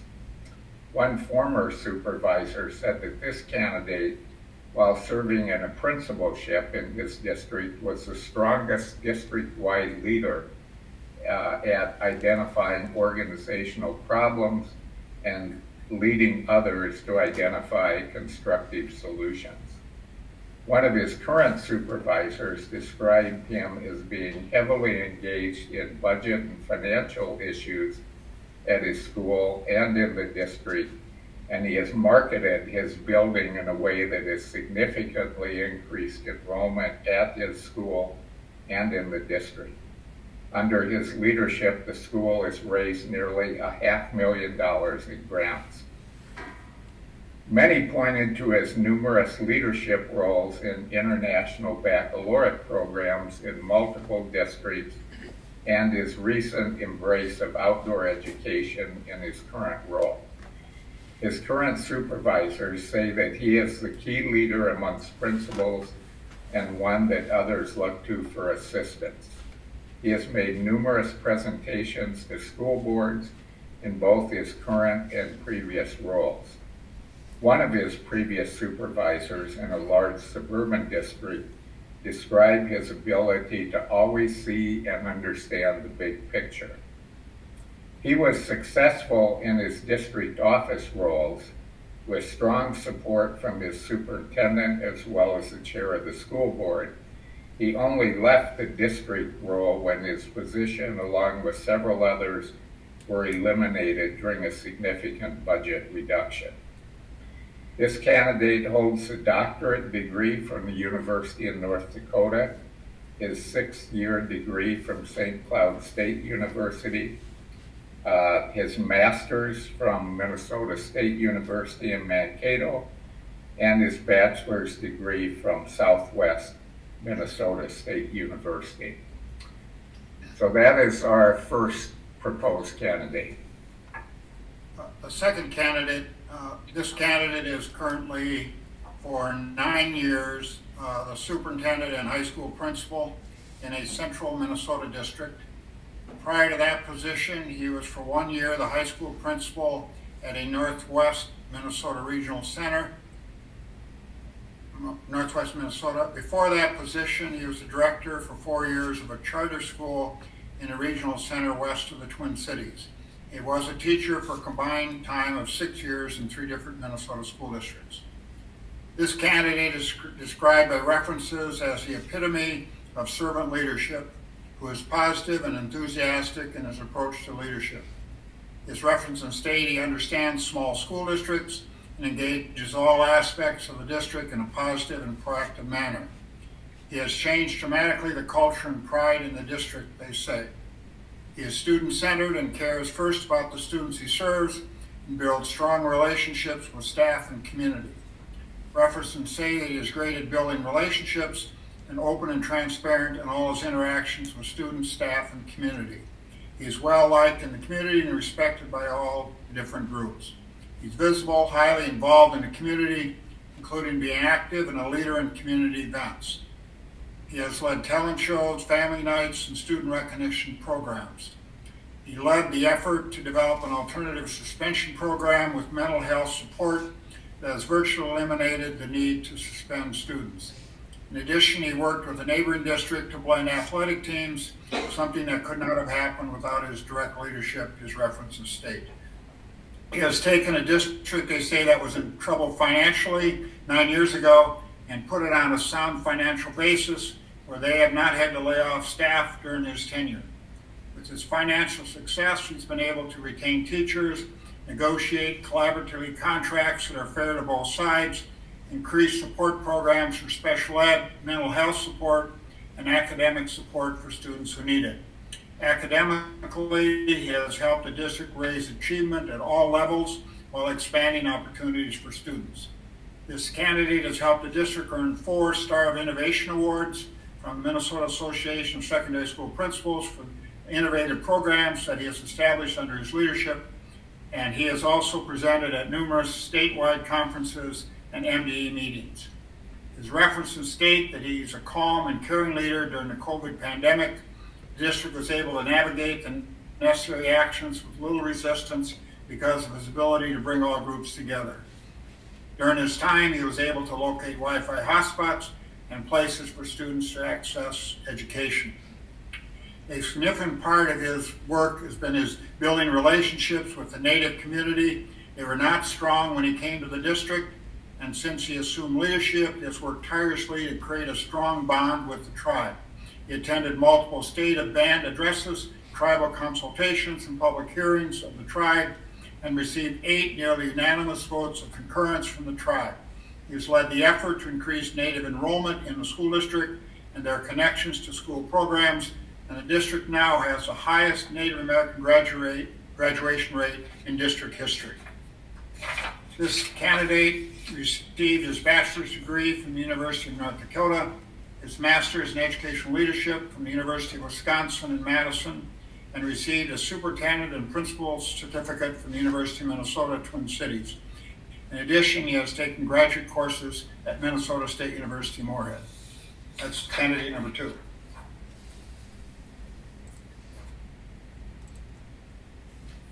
Bob, you're on mute. Sorry about that. I had to use that cough button a little while ago and forgot to turn it back on. I have the third candidate, and this individual is currently serving as the Executive Director of Alternative Education and Online Learning for an intermediate district in southwest Minnesota. He has a wealth of prior experience in different capacities, including serving as the Chief Academic Officer for an educational services company that provides online courses, software services, and educational programs and services. Prior to that position, he served for 8 years as the Associate Superintendent in a large Twin Cities suburban school district. Prior to becoming an Associate Superintendent, he was the Director of Curriculum, Instruction, and Standards for another large Twin Cities suburban district. He also served 6 years as a high school principal. He served as an assistant high school principal and as a standards implementation coordinator for 3 years after completing serving as a high school English teacher for 6 years.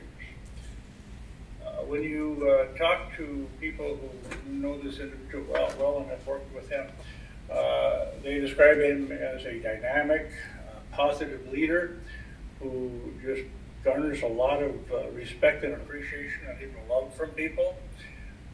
He is seen as an innovator and someone who is very adept at getting things done.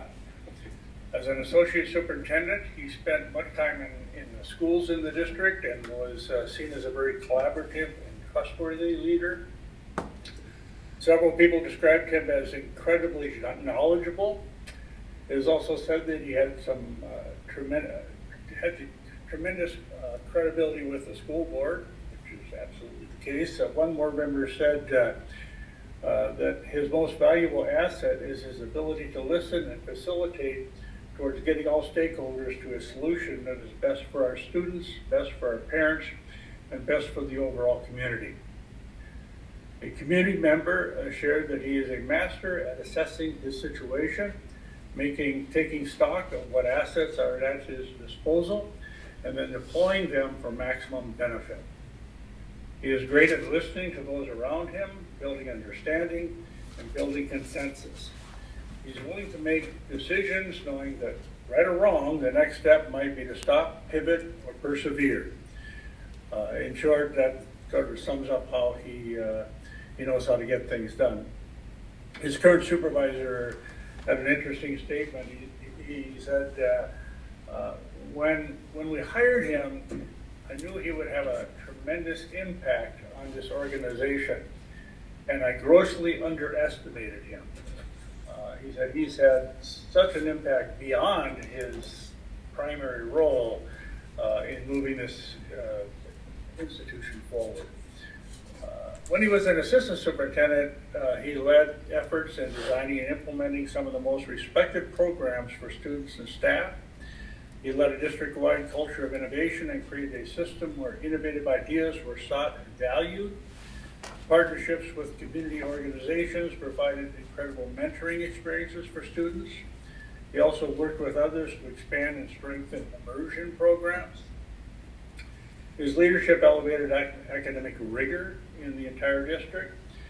When he was a principal, his school was recognized by the state for increased equity and achievement by closing gaps for historically underserved student populations, while elevating achievement for all student groups. This candidate received his Bachelor of Arts degree in English and his Master of Education degree in English Language Arts from the University of Minnesota. He completed his superintendent and principal licensure program at St. Mary's University, and he is currently working on his doctorate in educational leadership from Concordia University in Chicago.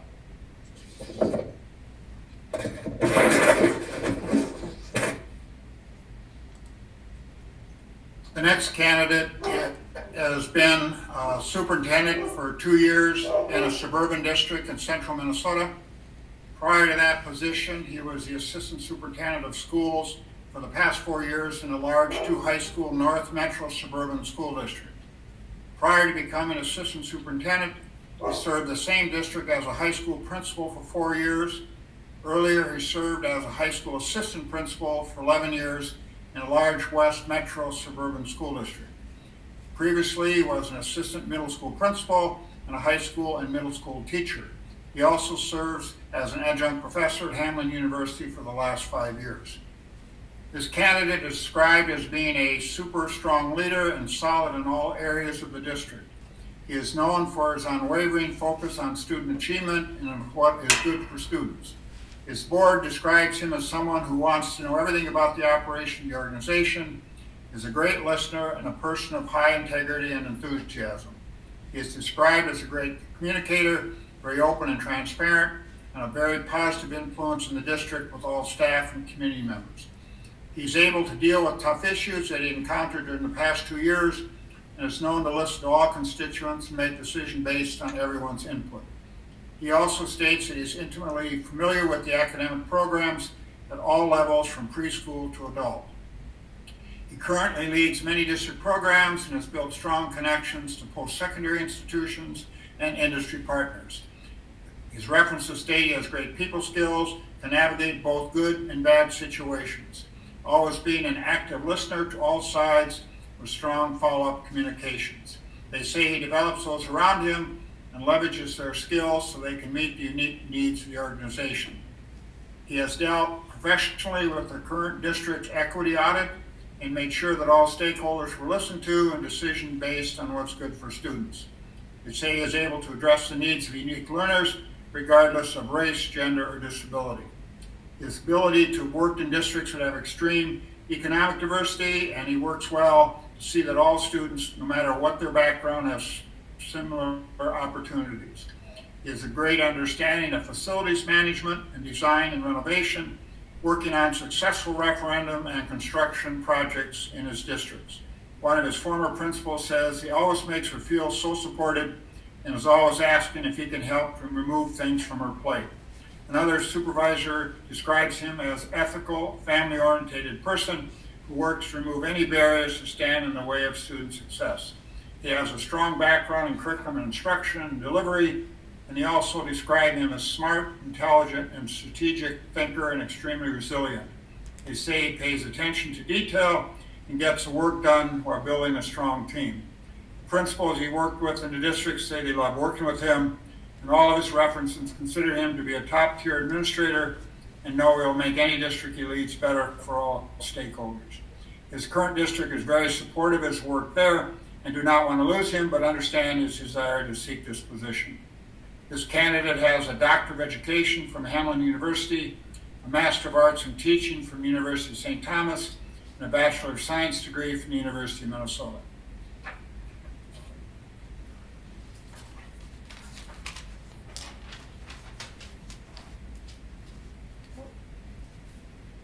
Unmute. Hey, Bob, can you unmute yourself?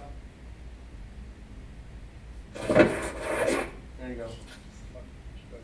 I'm not sure how I turned that off earlier. Sorry about that. The final candidate in the last scheduled interview on Friday is currently in his 9th year serving as the assistant superintendent in a large East Central Wisconsin school district.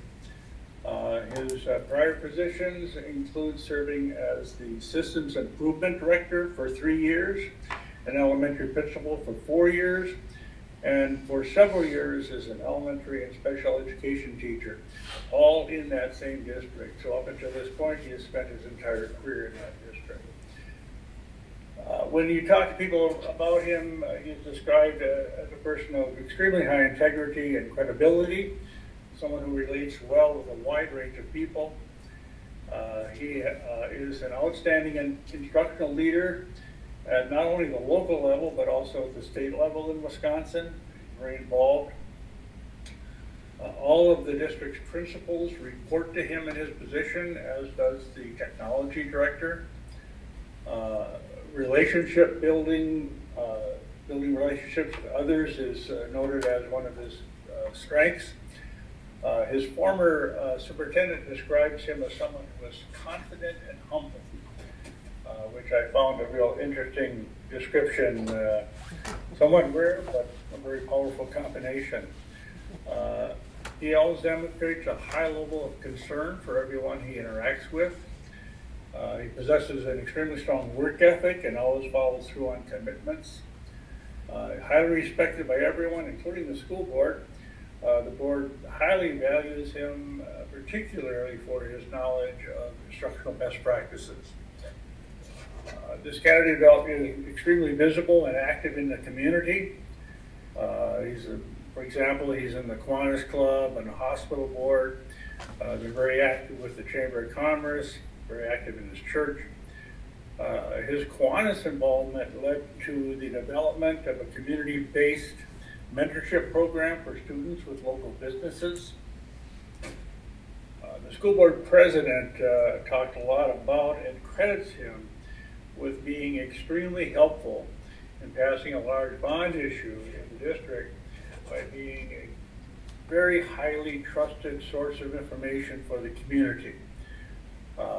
He is a very transparent leader who always tells it like it is and never changes the message to fit the audience, is what one person said. Everyone sees him as very ready to assume the role of superintendent. One of the board members pointed out how 6 years ago their superintendent retired and they were in the process to hire a new superintendent. And this individual did not apply. When the new superintendent arrived, this board member credits this individual with being just a tremendous asset to help the new superintendent engage with the district and grow and be successful. This individual earned his Bachelor of Science degree in elementary education at the University of Wisconsin-Whitewater, his special education certification from the University of St. Thomas, his Master of Science degree from the University of Wisconsin River Falls, and his Doctor of Education and Educational Leadership from the University of St. Thomas. So those are our 5 recommended candidates. Excellent. And I would just add one other thing. After, you will receive a full packet of information for each of the candidates. Included in that information are a lengthy online application form that we have as a company. You will receive a resume, you will receive transcripts, proof of certification, and letters of references from all of those. So that can range somewhere from 20 to 40 pages of material for each of the candidates. And you will receive that after the approval of the slate of the candidates you intend to move forward. Excellent. Thank you, Ken. Anyone on the board have any questions, comments, or concerns about the candidates that have been presented for the 3 gentlemen online? No? All right, seeing none. This is an action item to accept the 5 candidates as presented by School Exec Connect. So a item up for consideration requiring a motion.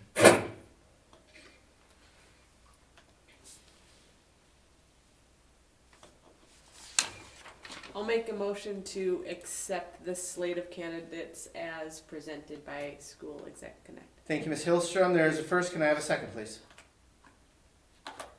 Second? Thank you, Ms. Edwards. There's first and second. Any discussion? Seeing none. All those in favor signify by saying aye. Aye. All those opposed? Action carries unanimously. Appreciate all your efforts, gentlemen, and time put in for this, and look forward to continuing the process as we move forward. Yeah. So do you have... Yep, David, you want to give the names or? Dave, you're on mute right now.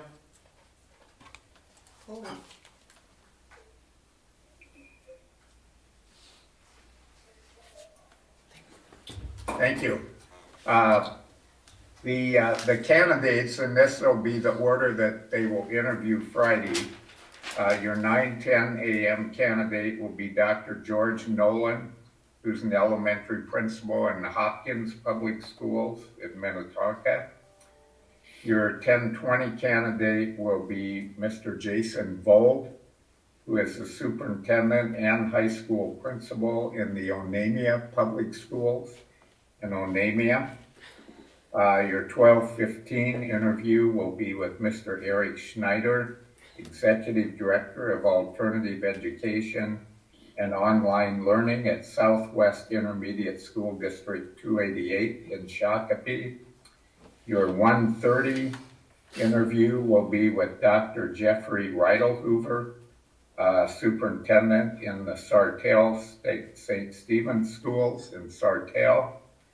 And your 2:40 interview will be with Dr. David Grambo, who is the Assistant Superintendent in the Hudson School District in Hudson White, Wisconsin. Excellent. Thank you very much for the information. And we have the packets here. Courtney, is that correct? You just got emailed all the packets, and then I do have one printed one. If we would like to make copies, I can make those after, but it's a hefty stack, so. Okay, excellent. Yep. Thank you very much. And obviously the documents that we received via email or printed should be kept confidential in the view of the board. Yes. That's correct, and we're glad you pointed that out. And yeah, they're for your eyes. Some of the information in those packets is not confidential, but some of it is. So use it in that appropriate way. A couple of comments about the field. This is perhaps the first time in our history, but we have just recommended a slate of 5 male candidates, and that's unusual. And I will tell you that we, up until yesterday, we were going to recommend a field of 6 candidates. And as you know, we had someone withdraw their application, and that was due to the fact that we were very excited about this candidate, and she was offered another position and accepted that yesterday. Correct me if I'm wrong, Dave and Ken, but I believe of the 19 submitted applications, only 3 were from female candidates. Yes, and one of those did not complete or submit her application.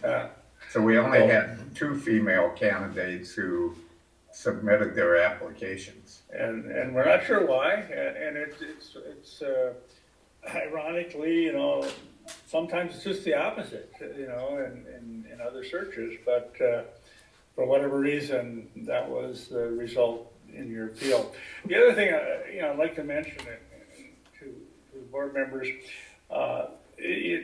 we've had this occur once in a while in the past, but a couple of the candidates on this list who are very high quality candidates have had an individual, not the same person, but an individual contact board members anonymously via email to try to undercut their candidacy. It's a shame when this happens, but I would just encourage you to, if that happens, it only takes one person with some kind of vendetta to try to follow somebody around, and the overwhelming response on both candidates where this has occurred, it shouldn't be impacted by somebody with a vendetta. If that happens, if you get that kind of communication, we'd like to hear about it, and we'd appreciate you letting us know. I'm not saying it will happen, but I wanted to let you know ahead of time that has happened in the past with a couple of these candidates, and you just never know. It could happen with anybody, but I just want to bring that to your attention. Excellent. Thank you very much. And in the meantime of prior to the interviews, do you encourage the board to do their own investigation as well, looking online or just looking in their own district as well in terms of what you see there? Do you recommend that? You certainly can Google them and look up any information you would like, but the big thing is to spend time with that packet of information that you'll be receiving on each candidate. There's a lot of information there, and obviously with particular attention being paid to the letters regarding the candidates and so on. You're one of the things that we try to avoid is any surprises, and you're going to find any surprises on these people, other than hopefully the anonymous, information thing will not occur. But if it does, just know that you're not the first, and and we've looked into that every which way possible, and we find just absolutely nothing to support any negativity whatsoever. Excellent. Thank you guys very much. Any parting questions? No? All good. All right, gentlemen. Appreciate your time, and we will see you on Friday. See you Friday. Look forward to it. All right. On to the next stage. Great. Thank you. Thank you. Thanks a lot. I know. All right. Item 7B, then policy updates, second reading. Superintendent Dean. Yes, Chair Gordy. What you have in front of you is the second read of a slate of policies. They were presented to the board last month for first read. This is the second read. So hoping that the board will take action to adopt the new language of the slate of policies. Excellent. If I recall correctly, there was an amendment to our the food service policy that was emailed to the board since our first reading. That is correct. There was some I don't want to say significant changes, but changes that we were able to incorporate. And so yes, we did send that out to the board prior to this evening. And now those changes are in this board packet. And so again, hoping that the board will approve this slate of updated policies. Ms. Johnson, as the reigning member of the policy committee, or is there anything you'd like to add? We all as a board got to look at the changes to policy 250 or 234R. The question to the board is, do you feel that that should, with those changes, go back out, let the community have a chance over the next month to review that comment before we were to approve that policy? All the rest of them, there weren't any changes to it, so I would recommend approving the rest of the policies, but I do have that question out to the board. As to your feeling on that one, if we should, the changes were a lot, meal from lunch to meal. Right, so I mean, the spirit of the policy remains intact, it's just wording changes from Yeah. lunch to meal and the inclusion of some breakfast items. Exactly. Yep. Okay, very good. Anybody? I'll just say that I don't think the spirit of it has changed. Okay. I don't think it needs to wait another month, but I don't think it's a big deal if it does either way. So, I don't think it needs to. All right, so then there is an item for consideration that requires a motion for policy updates of 534, 701, 701.1, 702, 703, 74, 5, 6, 7, 710, 11, 12, 13, 14, and 720. Would like a motion to approve. I will make a motion to approve the policy updates as laid out in our board packet. Thank you very much, Ms. Hillstrom. And a second? Second? Thank you, Ms. Nealon. First, second, any further discussion? Seeing none, all those in favor signify by saying aye. Aye. Opposed? Motion carries. That brings us to the end of the major work of the board meeting, and if there are any administrators that wish to remain, you're welcome to hang out with us longer. If not, Try safe. have a good evening. Appreciate your time and efforts. All right, so working on to 8A, board and superintendent update and announcements. 8A work session of the Board of Education, Monday, March 20th, 5:30 in the district office. And then the regular meeting immediately following at 6:30, also in the district office boardroom. Moving on to 8B, board and committee updates. Let's start with Superintendent Dean. Whoa! I know, right? Ms. Dean, we'll start with you on your updates. Sure. Over the past month, I've attended my standing meetings, which have included facility meetings, LTFM, Wright County Superintendent's meetings, Northwest Suburban Independent School District Superintendent meetings, meetings with Resource Trainings and Solution. I continue to participate in the Minnesota State High School League DIEB committee. And this month, I also met with the union leadership. I meet with them every other month. So in addition to my standing meetings, I did have just a couple things I'd like to highlight from this past month. Attended the Best Prep Educational Forum. Best Prep is the organization which is best known for the stock market game, as well as Cloud Coach and other mentoring programs. They have great partnerships with corporate sponsors. But they had their educational forum this past month, and their keynote speaker was Brian Green. And Brian wrote a book called Until the End of Time. And it's really from the Big Bang Theory forward in terms of the evolution of how we, our evolution as space and the cosmic understanding of how we got to where we are. It was fascinating. So it was very well attended. The banquet room at the convention center was packed.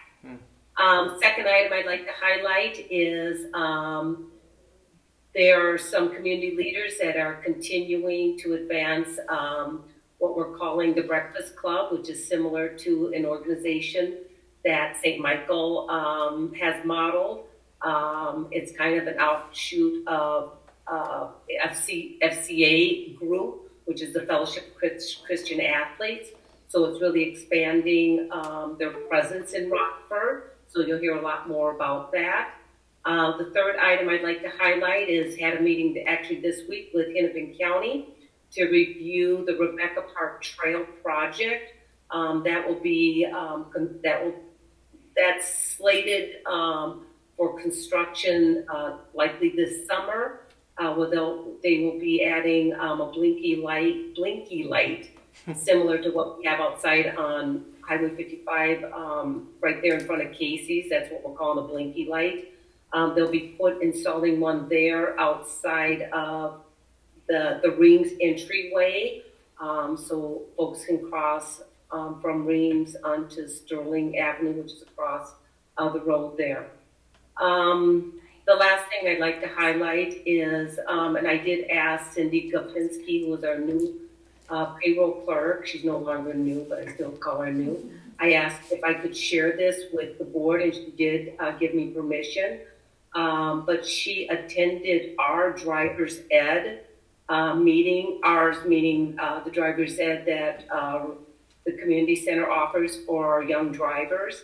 Part of the driver's ed program is that there's a session with safe roads where the kids attend with their parents. And Cindy lost a child due to a drunk driving incident.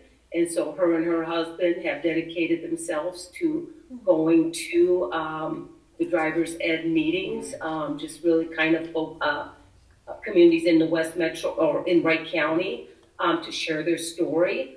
They ordinarily visit St. Michael, Albertville, their driver's ed classes, and Dassel Cokato, but they also added Rockford to their list, and they presented at the Rockford driver's ed meeting 2 weeks ago and told their story. So it was just really powerful, and I wanted to share that with the board. That's my report. Thank you for sharing. Appreciate that. Any questions for Ms. Dean? No? Ms. Johnson? All right. Attended Masico meeting. I also attended the MREA. Here, if I can. Oh, you did that? I did the MREA. It was kind of like their informational, what they are, all that stuff. I'm hoping everybody received an email on it or not. I don't know. I'm assuming everybody gets it, but watch the video on it. I mean, they recorded the meeting or whatever. It was good. So I attended that because I wanted to. And then I can't think of anything else off the top of my head that's board related. Am I missing something, anybody? I don't think, I missed the work session. So, yeah, nope, nothing else I can think of, so. All right, Ms. Hills, any questions for Jessica? No, sorry. Ms. Hillstrom. The work session earlier in the month, and then I went also on the facilities tour with Mr. Lure and Mr. Daniker was there, and that was great. I saw some places that I didn't know existed before, just had heard about, and then I've been going or listening in on a couple of the MSBA like webinar things or stuff like that, just the Legislative Friday ones and the Coffee and Conversations on Tuesday and some of those things. So I've just been listening to some of those, and that's really it. Excellent. Actually, also not really super or school board related, but I got to attend the middle school dance as a chaperone. Yay! And it was lots of fun.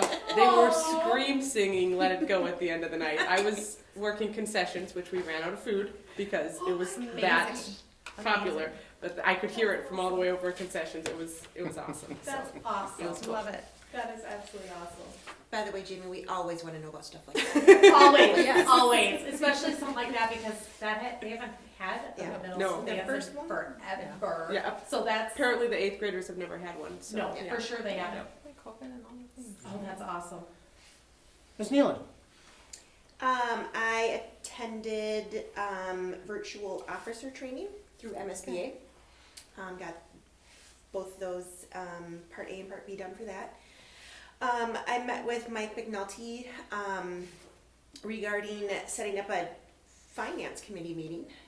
We met and chatted for an hour, hour and a half or so, just about relationship between him and the district, between the treasurer and the district, and kind of iron some stuff out. And we're moving forward with a finance committee meeting, and I believe we should be getting those dates shortly. Awesome. Nice job. Also attended the storage facilities tour.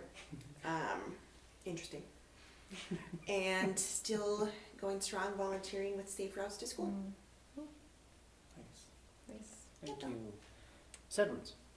Yep. So we had a few facilities committees meetings between the last time we met as a board and this time when we met as a board. So continue that work. So just you've heard it, all of our products, so I don't really need to share much more. Just I want to express gratitude to the board for continuing to have space at the board meetings for group conversation around it, because I think that's so important, and that was one of the commitments that we made. So thank you for that. And it's nice to get to this spot with the bond and keep things moving along from a safety, security perspective, etc. So, and then the other one, just of note, is our board prep meeting with Superintendent Dean and Mr. Gordy. Excellent. Thank you. This last 2 weeks finished off virtual board training for chair. Oh, go ahead. You had one? Forgot one? Well, I just will acknowledge that I also did said facilities tour. Excellent. And it was awesome. So thank you. No worries. So again, virtual board chair training. 2 Northwest Suburban meetings. The first one was our regular business meeting, and then another one to approve our transportation director's contract. So Northwest Suburban finally has a transportation contract. And then also started conversation with MSBA with their executive search for a new executive director for Northwest Suburban, as their director is retiring. Yes. Wow. So after this is done, I get to go do that. Hooray. Wow. Board prep meeting, obviously facilities meetings, and that's about it. So that's all. Excellent. All right. So with that, we've come to the conclusion of tonight's meeting, and number 9 is adjournment. So I'd like a motion to adjourn. moved. Excellent. Ms. Second. Johnson, and seconded by Nealon. All those in favor? Aye. Anyone opposed? No, we are adjourned 9:22. Thank you. Thanks, Rhonda. Thank you. Yeah.